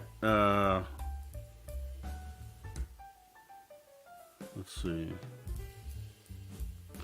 All right, bonus question. What phenomenon involves the sudden, unexplained extinguishing of lights or electronic devices, often associated with paranormal activity? What phenomenon involves the sudden, unexplained extinguishing of lights or electronic devices, often associated with paranormal activity?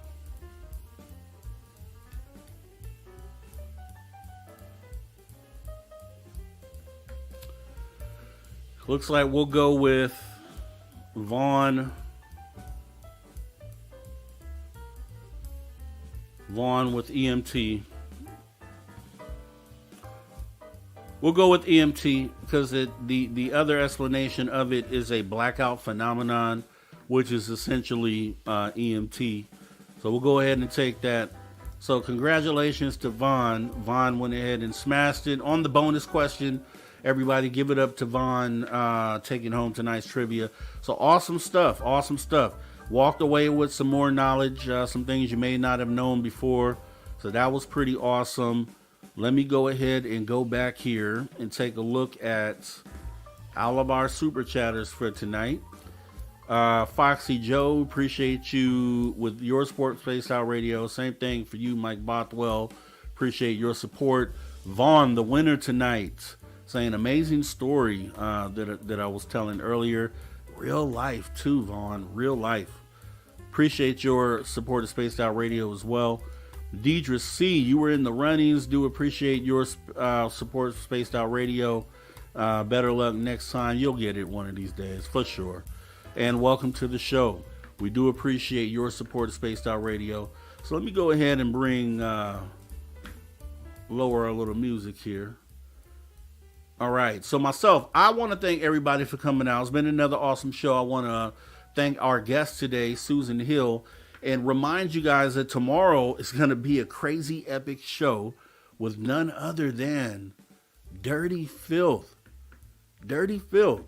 And I've talked to him a few different times, and we were always close to getting it set up, and he was going to consider, going on air. Dirty Filth is usually behind, muted with the mic, so doesn't really talk a lot. So we're going to get to see a whole nother side of Filth, and we're going to get into some really deep convo. It's going to be deep, and we have someone that will be coming to join Dirty Filth as well tomorrow. And Deb from Sacramento says, thanks for playing, guys, and Rob G. Appreciate the questions, Deb from Sac. So we're going to go ahead and formulate some new ones. Maybe we'll do it next week. And that way you can join back in the competition, Deb. But yeah, outside of that, it's going to be a great show tomorrow. Dirty Phil, can't wait to get into that conversation and kind of pick his brain. A lot of great angles that we could take with that. So can't wait. Definitely want to thank everybody out there who has come through and supported the show tonight. And all the space travelers, you guys know you're already space travelers. Consider taking the extra step and join the club. That's right. You can join our Space Traveler or SOR Space Travelers Club for as little as $5 per month by visiting our Patreon and becoming a member there. Want to let everybody know we do appreciate your support, right? To all the space travelers out there and listeners and viewers all across the globe, thanks for tuning your frequency to Spaced Out Radio, where we do what we do best. And what's that, you ask? We own the night. You guys have a great rest of your night. Tomorrow we will do call-in show at the Social Dig, so be ready for that. And yeah, it's going to be a great show tomorrow. You guys take care, and I will see you soon. Later. Hey everyone, guess what? We do not have ugly swag. We have Spaced Out Radio gear that you're going to want to wear. Why? Because no one wants to wear ugly clothing. So head on over to spacedoutradio.com and go shopping today. You'll be glad you did. And it's a great way to support our show. Once you get your gear, send us a picture of you rocking out in your SOR swag. spacedoutradio.com, shop there today, and make yourself look good. If you love your woo, it's time to make a commitment to the 3rd annual SOR Fan Party. This time, we're heading to Reno, Nevada, and the Silver Legacy Casino and Resort, May 10th through 12th, 2024. Tickets are $60 or $100 for VIP. With that, you get a free radio show. You get to hang out with celebrity guests from Spaced Out Radio, including our team, who are coming to hang out with you. You get to meet the entire team, like Science Bob, Merle, Melinda Leslie, Geraldine Orozco, and more. It's a weekend packed with adventure, and we want you there. After all, we're doing this for you. Find out more and get your tickets at info@spacedoutradio.com and book your hotels today at the Silver Legacy Casino and Resort in Reno, Nevada. Come join us for the SOR Fan Party, May 10th through 12th, 2024.